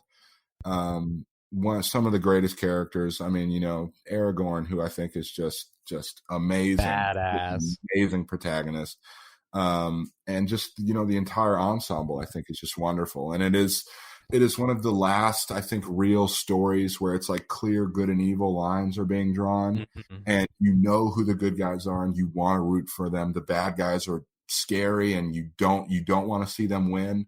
The lines aren't ambiguous, and I think it's just a matter of being. Yeah, that's a really great and interesting point, I think, that you make about the good versus evil, and kind of the protagonist versus antagonist, and the very clear cut black and white nature of it, as opposed. And I think it's probably not a coincidence that came out right after 9/11, and like the way that film and art has gravitated, since then. Like The Dark Knight, for example, Harvey Dent is just one like solid character that you can kind of encapsulate that whole idea in. Absolutely. Good, bad, who decides, who makes the decisions. I think that's really interesting. And Fellowship, I would agree. I think that is my favorite. I think that is, the kind of road trip nature of it, the quest nature of it. It's so much fun. It's such a delight. And again, I think it is because the beginning of the story, you're getting immersed into it, and it does kind of that first time feel about it. I think that would be my choice for the Lord of the Rings movies, even though I do kind of consider it one big movie in a way. Absolutely. Yeah. No, I think that's a solid point for sure. Back to you, Johnny. Okay, so as Jake has alluded, I have one that he also loves, even though he just watched it last night for the first time. I cannot believe it. I can't remember when I saw this film. It was right after high school, I think. So this is about 4 or 5 years ago, maybe. It was on Netflix. I just decided to throw it on. I didn't know what to think. I didn't know anything about it, really. And this was late at night too. And it's almost 3 hours long. It's like 240, 250. I ended up getting sucked in and watching the entire thing in one sitting. I mean, There Will Be Blood, Paul Thomas Anderson's magnum opus, in my opinion. Greatest performance of all time from Daniel Day-Lewis. It's everything that I want in a movie. And I kind of, they're not similar really. But this and Lawrence of Arabia, when I think of perfect movies or epic films, with great, character development and great writing and drama, along with some spectacle and the visual component, those are kind of the movies I think about. And There Will Be Blood, Johnny Greenwood's score, which should have been nominated for an Oscar, damn it. I hate their guidelines for that. And really, thinking about that year, if we're talking about Oscars, it didn't win Best Picture, it didn't win Best Director, it didn't win Best Screenplay. I mean, I cannot believe Paul Thomas Anderson, he's one of the best filmmakers of the last couple of decades, this is one of the best American films ever made. I put this over The Godfather. I don't understand it. The only, as far as Oscars go, the only good thing I can take away is that Robert Elswit was rightly awarded Best Cinematography, and Daniel Day-Lewis, of course, got his second Best Best Actor statue. It's a towering performance. It's kind of a horror film in a lot of ways. Oh, absolutely. Yeah. He is a monster, Daniel Plainview, even though, and that's what makes it so good is this character that Daniel Day-Lewis and PTA create. You can sympathize with him a little bit, even though he's awful. And you know, as he descends during this film, you know, getting worse and worse, it's hard to watch in some respects, especially the way it affects the people around him, the people that can stand being around him. It's just a wonderful, epic American like story about oil and religion and capitalism, and you know, it's filmed in West Texas, and it's beautiful to look at. It's everything that I want in a movie, and it's still one that I think, when I think of the best movies I've ever seen, that's always up towards the top. Yeah, I mean, I'm adopting this pick as well because, like, some great films I think they need time to marinate for people. Especially like when I come out of a film, I need to think about it. I need to like vacillate about whether I think it is the great or not great. And this was not one of those films. This was like as soon as the credits, I think I turned to my brother. We watched it together. Like 30 minutes in, I was like, "This is probably the greatest movie ever made." Hey, seriously, I finished it, and I'm like, "This is quite possibly the best movie I've ever seen in my life." I mean, it's a perfect film. Like you said, it's a perfect film, and I think that Daniel Day-Lewis, like, it's my favorite performance that I've ever seen. I mean, regardless of, I think everyone kind of returns to The Dark Knight about Heath Ledger, which is a brilliant performance. But just kind of the measured chaos that is going on between the ears of Daniel Plainview, and like seeing him just kind of descend, like you said, is brilliant. And I'm going to try my accent here. See if I can do it justice. Hold on. It's like, family is very important to me, and with family, I encourage my workers to bring their families, because families mean children, and children means education. And it's just like that's very good, I must say. But it's just perfect for so many reasons, and I think that like you just hit the nail on the head. And I will have to pick another choice, but I do want to mention real quick though, Paul Dano. Oh, he's so damn good in this movie. People, how he did not get nominated for Best Supporting? He played two different characters. Yeah, I know. At the last minute, he was asked to play these brothers. He was supposed to play one brother, and the other guy dropped out, so he had to play them as twins. And he had 4 days to prepare. And he had 4 days to prepare, and he goes without even a slightest issue. He goes head to head with the greatest actor of all time, doing the best performance of all time, and he goes right up against him and does not back down. So yeah, Paul Dano, man. Yeah, the last scene is just one of the most perfect exchanges that I've one ever of the best seen. endings too. Oh. I mean, but it's brilliant. Great pick. Thank you. Zach, you quiet over there. Have not seen it. It's I on almost Netflix, watched it. isn't it? I know. I literally almost watched it last night, and that would have been very convenient, but I did not. That would have been. Dude, so, unfortunately, is it my turn? Yes. I am going to go with a very different direction from what it sounds like you guys were just describing. I am going to go with Superbad. Oh, man. Wow, okay, great. That's a masterpiece right there. That's a good choice. I mean, it's one of the all-time great comedies. We talked about high school movies earlier. This is a high school movie, a party movie.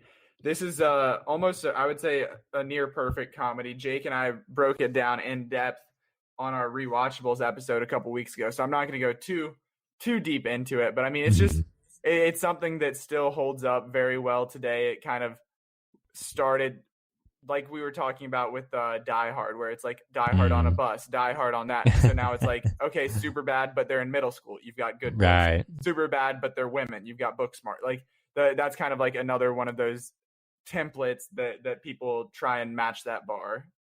Nah, man, I totally agree with those points, especially. I think that's one of those kind of. It's almost like this is a very weird comparison to make, but it's kind of like what The Dark Knight is to comic book movies. Superbad kind of is to like 2000s comedies, like especially people our age. I don't know a single person that doesn't think Superbad is amazing. Like, yeah, especially the way they introduce kind of Michael Cera and Jonah Hill to more people, like a wider audience. Right, and they're so both damn funny. Right, they're a great combo, and I mean, it's just it kind of came. We talked about it when we did our episode on it, but it was like in this. You talked about the Pixar golden era, but this is like the Apatow comedy golden era of like the studio comedies. There's just like an incredible streak during the 2000s that you just don't really get much anymore. Totally agree. Yeah, no, that's a solid pick for sure. I think that it is. I mean, it is truly great, and I think you just can't go wrong with it. For me, this was difficult because I think that there's a lot of great spy films in the 2000s. I was thinking about putting maybe The Bourne Identity on there just because I think it's amazing. But I had to go with The Prestige. Oh man, good. It is one of Christopher Nolan's most underrated films. And I think really because it just came out 2 years before The Dark Knight, it didn't get a chance to flourish in sort of his when people talk about him. And of course, he went on to do Inception and Interstellar, that it just kind of fell to the wayside. But it is one of the most it's like exhaustingly depressing, but it's at the same time, it's so engaging that you just can't turn away, because it is just so sad, but it's like it's brilliant. And I think that it is a phenomenal film. I think that the tension is real in it. The mystery is so spectacular. The performances, Hugh Jackman, I think, is just incredible in it. Christian Bale is also just one of the great actors of our time, giving one of the great performances that he does. And the ending is, I think that it's hard to stick landings in film. Oh man, he lands just 2 feet, 10 out of 10, and I can't watch or think about that ending without getting goosebumps. Oh my God, are you kidding? I mean, it's amazing.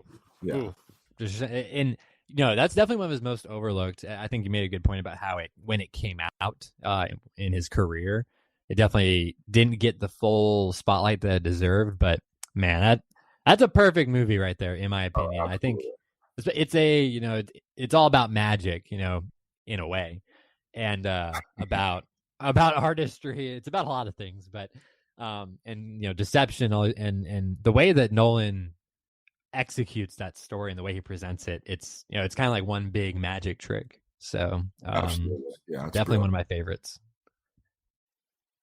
Are we ready for our 2000 trivia? Okay, so 90s. It was 41,000. How many, according to Letterboxd? I bet Jake says 60. In 2000s. You know my answer. It's 60,000. 60,000. Zach? 59,000. 85,000. Oh, wow. Man. Really? Yes. That's it. That's the jump. That's what we're waiting for. 2010 is going to be insane.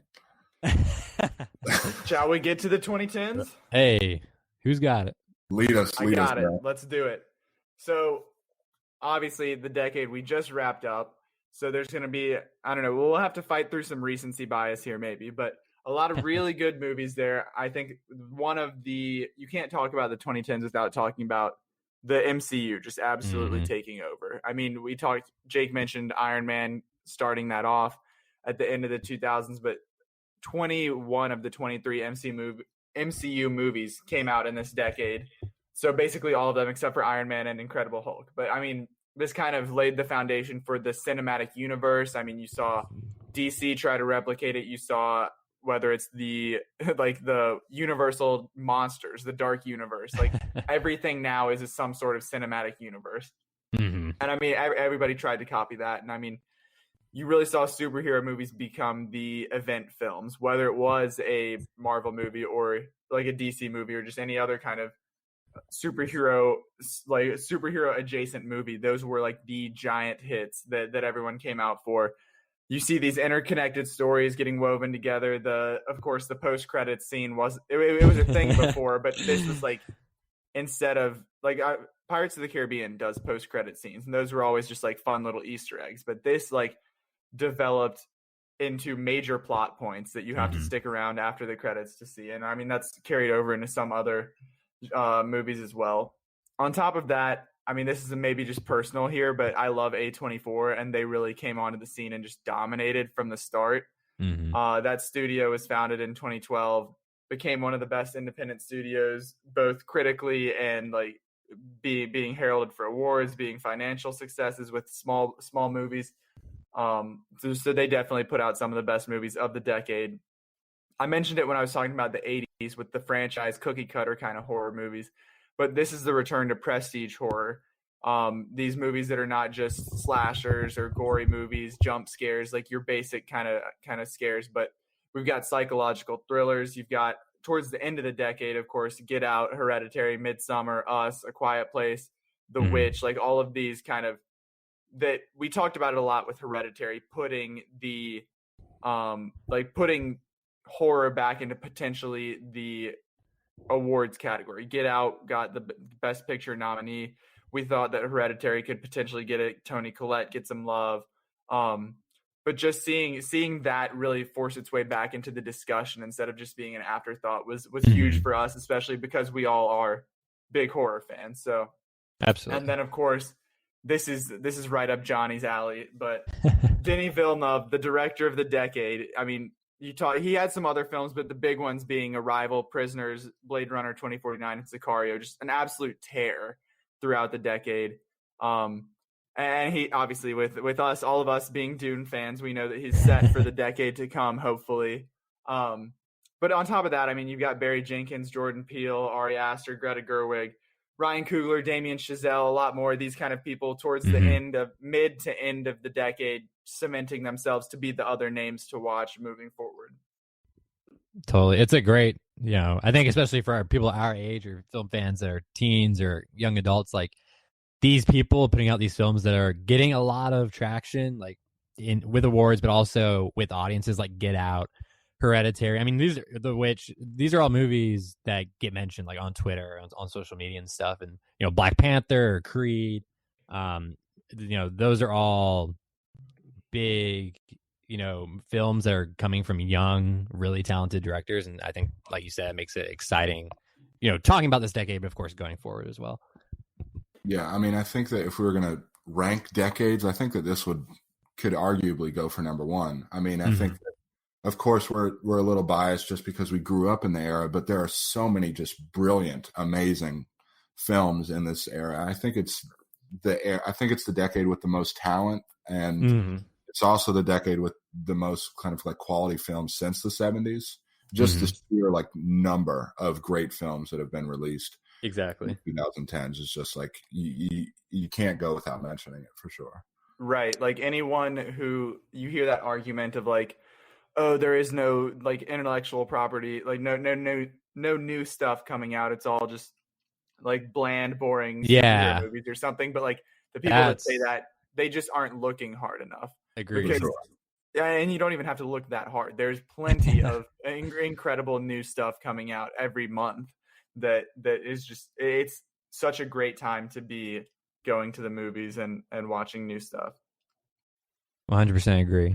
Zach, do you want to take first here? I'll get us started here, and this is a late revelation for me. Oh, buddy. Because as anyone who read any sort of end of decade list, you knew that this movie was the movie. And for myself, I hadn't watched it in that decade. So I watched it maybe 2 or 3 weeks ago, and now I understand why. So for me, this is The Social Network. Oh, man. Whoa. That's a great pick. That is a great pick. It's a great movie. Did you just take one, Jake? No, I didn't take mine, but that is an excellent choice. But I've been a David Fincher fan for a long time. I mean, like talking about Mindhunter previously, and I love the like Gone Girl and Zodiac almost made my top 2 for 2000s. But this is another one it's just, who would think that the movie about making a website could be as thrilling as some of his other murder mystery, serial killer type stuff. Like, this is just as suspenseful and thrilling as that. I mean, Jesse Eisenberg is impeccable. Justin Timberlake is super charismatic, and he steals all the scenes he's in. Andrew Garfield is great as well. I mean, it's just really an all-around masterclass that I now, like I said, I now understand why it was on top of every single end of decade list that I read. Yeah, that's a fantastic choice. I mean, I can't argue against that whatsoever. Yeah, absolutely. I mean, when you talk about best films of the decade, like you said, it's always mentioned, and for good reason. Johnny, you wanna go next? Yeah, I better get this quickly before you potentially say something. But I think I know what it is. Okay, so as Zach already pointed out, I'm definitely a big Denis Villeneuve fan. I wrote a piece for the website not too long around the start of the new year, new decade, about his films, why he was the director of the decade. And for me, the film that puts him over the top, without question, is Blade Runner 2049. Of course. And again, anyone that's familiar with me or my taste, sci-fi is definitely my favorite, genre. And of course, I was already a big fan of Denis Villeneuve, having seen Enemy, Prisoners, Sicario, and then of course Arrival, his first sci-fi film, which was hugely acclaimed. Got him his first Best Director nomination at the Oscars. Was nominated for Best Picture. But I knew a little bit about Blade Runner, and not a lot. I just knew it was a classic film. A lot of people talked about it. I went and got the final cut on Blu-ray before 2049 came out. Watched it. I liked it a lot. As we've already said, the world's incredible. Harrison Ford as Deckard is great. The visuals, the score, it's all amazing. And so it made me even more excited. But I was really excited because of Villeneuve. I love Ryan Gosling. I love Roger Deakins. So I figured that was a recipe for success. But I was not prepared for just how quickly and hard I fell in love with this movie. I remember being at the Thursday night, first showing, and they have the opening logos, and then they have the opening prologue with the text coming across the screen, and then that all fades away, and then the score kicks in, and the eye opens up. And immediately, it's like one of those times that you just go back and remember, and you're like, I remember exactly when I fell in love with that movie and knew that it was going to be one of my favorites or a masterpiece. And that was me in literally the first 5 seconds. I saw it 6 times in theaters. That's a record. I've never seen a movie more than that. I've seen it 13 times total. And it's just, I'm obsessed with it. I have the art book.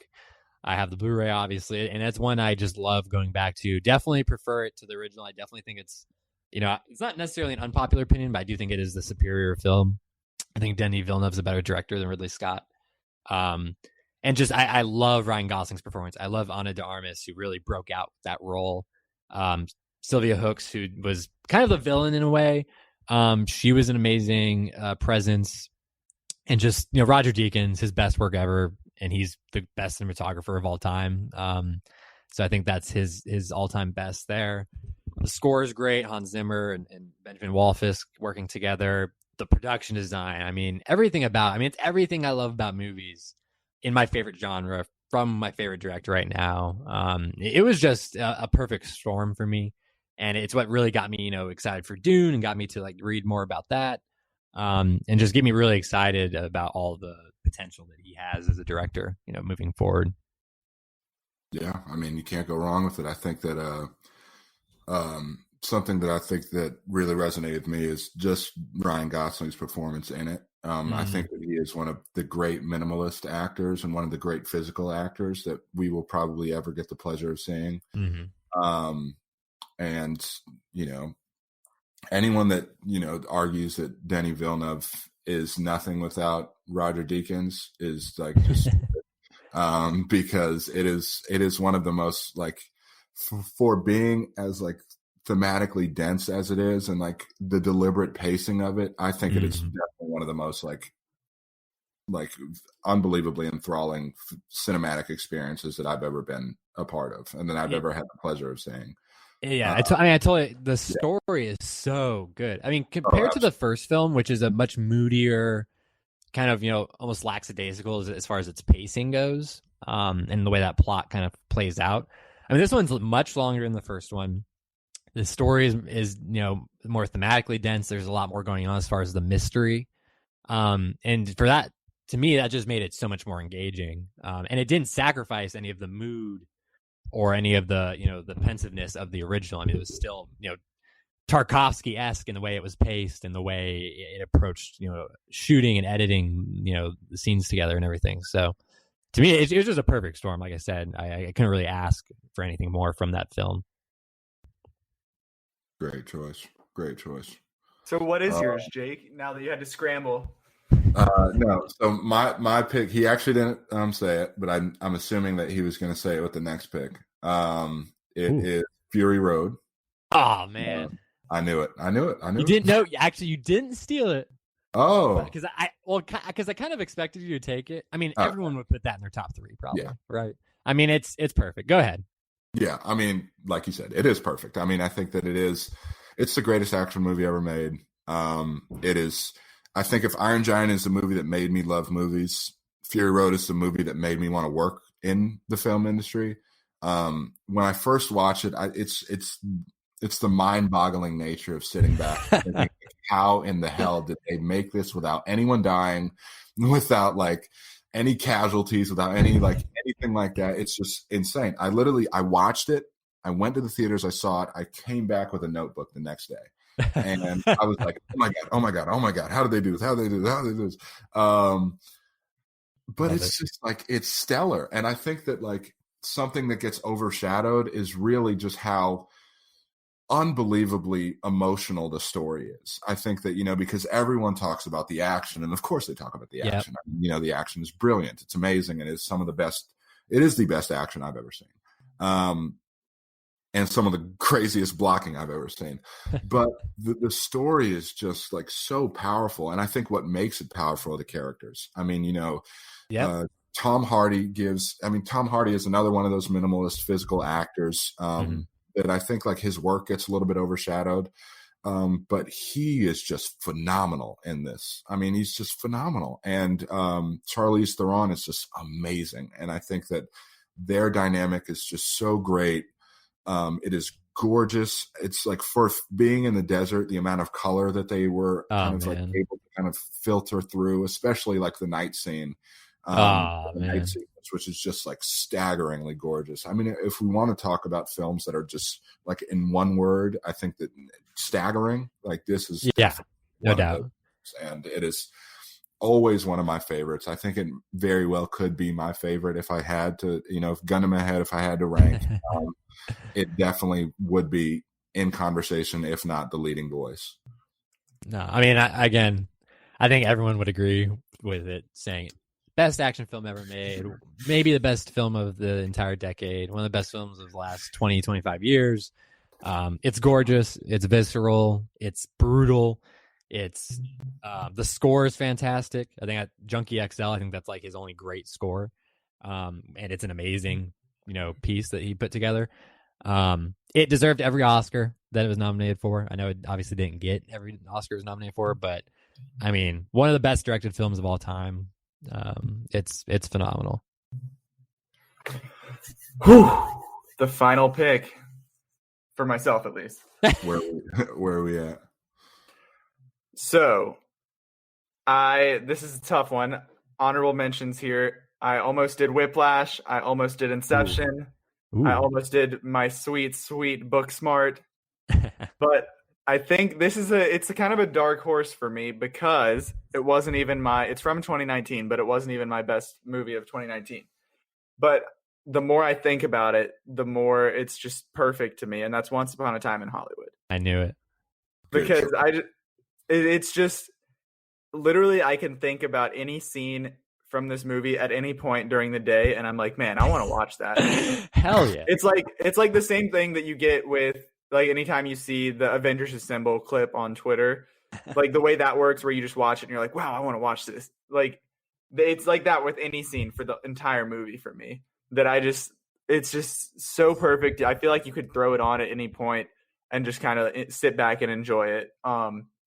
Being in the world, being with the all-time great performances from Leo and Brad Pitt, Margot Robbie, of course. Just this is the more that I've seen of like Tarantino's other work, the more it made me go back as I revisited this movie over and over again to kind of appreciate it. Because like I said, when I saw it for the first time, I didn't really have that understanding of who he is as a filmmaker. So I think it's just really snuck up into my rankings as I've kind of sat on it more and revisited it. So that's my number 2 here. One from the start of the decade, one from the end of the decade. Great choice.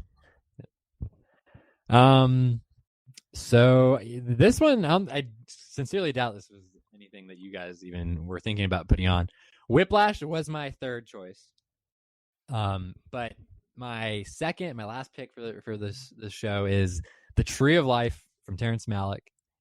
I think this is certainly Terrence Malick's best film. But I think genuinely when I think about, some films, they live above being a movie. For me, they achieve something that is not anything that you would usually think about or consider when you're thinking about filmmaking and storytelling. And for me, The Tree of Life is that. I mean, it's like, I'm not a religious person by any means, but like when I watch this movie, it's like going to church. Like it's what I imagine it feels like when you're having like a spiritual or like religious experience, because Terrence Malick has religion in all of his films, and that's no secret. But this one, I think, approaches life and approaches, our place in the universe and our place in existence, and loss and grief and love and life and all these different, qualities. And the way he, manages to portray that, from the birth of the universe to the evolution of life on this planet and this small town, Texas family in, mid-century, West Texas. It's just a very, it's almost like, a conflict between these two different ideas. And, the cinematography, Chivo, it's incredible. Some of the best cinematography ever, I think. And it's just a film that it feels very, it hits me right in the feels, as people say. But, lots of movies hit me in the feels, but this movie hits me like in something even deeper than that, I think. And that's, it's a very, special film to me in that way. And it's just a beautiful piece of art that, Terrence Malick, who is known for being a little bit more artful than I think a lot of other auteurs or even people who just make movies. He's someone that was perfect to tell that story, and he told it in a way only he could. So yeah, I mean, I have not seen it. Neither have I. I do think it sounds great though. You gotta watch it. Sounds great. You gotta watch it. Yeah, it's one of the best movies ever made. Okay, I got you. I will definitely check it out though. It really does sound great. This was the hardest for me. I think that like this decade in general was really the hardest, just because I think that this is the decade where obviously like we have seen the most. Mm-hmm. And a few honorable mentions. I had War for the Planet of the Apes in consideration. Oh yeah. Which just amazing. So good. I also thought about Django, which I love. I thought about Parasite. I thought about Moonlight, which I love. All amazing. I thought about Arrival, but really it came down to two films, and one of them I think is always kind of talked about as one of the greatest films, or at least one of the greatest films of the decade, and one of them is largely overshadowed, and I had to go with the latter. I will mention the one that just missed out was Grand Budapest Hotel. That's great. Which I just love. The one that made it was Steve Jobs. I knew you were going to do this. when we were talking about Social Network, I knew that you were going to do this. I mean, I think that me and Johnny have probably talked ad nausea about how underappreciated Steve Jobs is. Unreal. I mean, it is just like disrespect. I think it's the greatest movie that no one has ever seen. Like, really, it's like I don't know what killed it. Like Michael Fassbender's great. Aaron Sorkin has been like the tried and true one of the greatest writers of dialogue ever. Danny Boyle did a great job. I mean, it's just like I don't know. But, it makes me wonder what would have happened if Fincher had stayed on. Yeah, like I think we would have really been looking at Best Picture, like one of the best of the decade conversation, probably. Which like like the twin movies theory and everything, but like because there was Steve Jobs and there was what was it, just Jobs, the Ashton Kutcher one. Which one came out first? Because Jobs. I'm wondering if I think Jobs I'm wondering that if might that have put killed because it, that yeah. wasn't good. I don't know if It people wasn't good. that put a bad people are taste in just like, people's yeah, mouth. like not another. I think that's a very valid. Yeah, no, that's a great point for sure. But anyway, Steve Jobs is one of my favorite films ever. I think that it is. I love plays. I love Broadway, and I think that it is a Broadway film. I mean, it's a perfect like 3-act structure film. 3-act Broadway. It's told in some of the greatest kind of dialogue back and forth that I've ever like witnessed in my entire life, and had the pleasure of witnessing. Especially the second act, which I think is phenomenal, with the titanic battle between Michael Fassbender and Jeff Daniels, which also some of the best editing ever in a sequence, I think. But that's so good, man. Yeah, I mean, it's just like it's one of the great character studies. I think that in similar to how There Will Be Blood is a great character study of Daniel Plainview, I think that this is very much a character study, of course, of the titular character. Being Steve Jobs, but it's such a brilliant performance. I mean, I think that he should have won. What do you say? He should have beat Leo. Oh, no.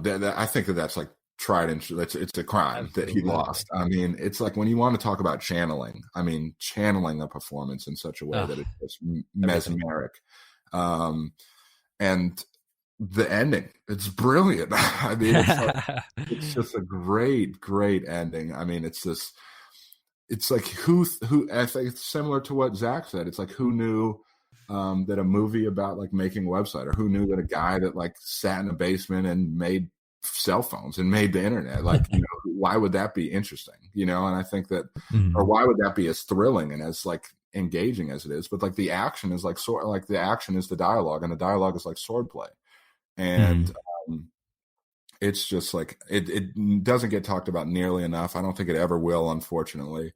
But it is tried and true, always one of my favorites of the decade. Every time I think about the opera scene between Jeff Daniels and Michael Fassbender, it's fantastic. I mean, it's Aaron Sorkin, just the way he makes the dialogue sing, and it's 3 different things. It's the editing, it's the acting, and it's the writing, and absolutely they all come together perfectly, and that whole that they all come together perfectly to make that film as amazing as it is. But I think it's in that scene that it peaks, and that is distillation of everything that movie is good at. Yeah, for sure. I mean, it's just it really is criminal. It is criminal. But I'm glad that you went with that one, because you stuck to your favorite for real, and a lot of people have not seen it or really have heard of it that much, and so I think it's good that we're getting some sort of attention. You're giving it the recognition it deserves. Absolutely. Sure. All right, so I guess that comes down to final question. The final trivia. So 2000s had 85,000 films, according to Letterboxd, released. 2010s, how many? 122,000. I'm saying 140. All right, Jake, you finally paid off at the end, getting a little bit higher up. It's 140, but it is 169,000. Wow. Nice. Great. Nice. Oh yeah, nice. But yeah, no, that's incredible. I mean, just think about where like they came from in the 60s to now. I mean, it's like mind-boggling. I don't know how many movies could possibly be made in one year, but I'd be curious to see what the next decade looks like as far as distribution and production. Absolutely. Well, it's off to a rocky start, so hopefully they can make up for that. Exactly. Moving forward. Yeah, well, I mean that's it. I mean, that concludes our decade podcast. I want to thank Johnny for being gracious enough and informed enough to join us. It was wonderful. I'm sure he'll be a regular now that he's got his microphone set up. Hell yeah. Absolutely. Good to go. Thank you guys so much for inviting me on. I was glad I finally got around to getting the mic. And this was a great topic, I think, for all 3 of us to get involved in and kind of show our own tastes. And I had a blast. I'm excited to come back and share some more thoughts and more debates. If you liked what Johnny had to say, be sure to check out his brilliant writing on InsideFilmRoom.com. And also make sure to follow us on Twitter, Instagram, YouTube, Facebook, whatever platform you're on, at Inside Film Room. Be sure to like, subscribe, rate, and review 5 stars wherever you get your podcasts. And we'll talk to you next time.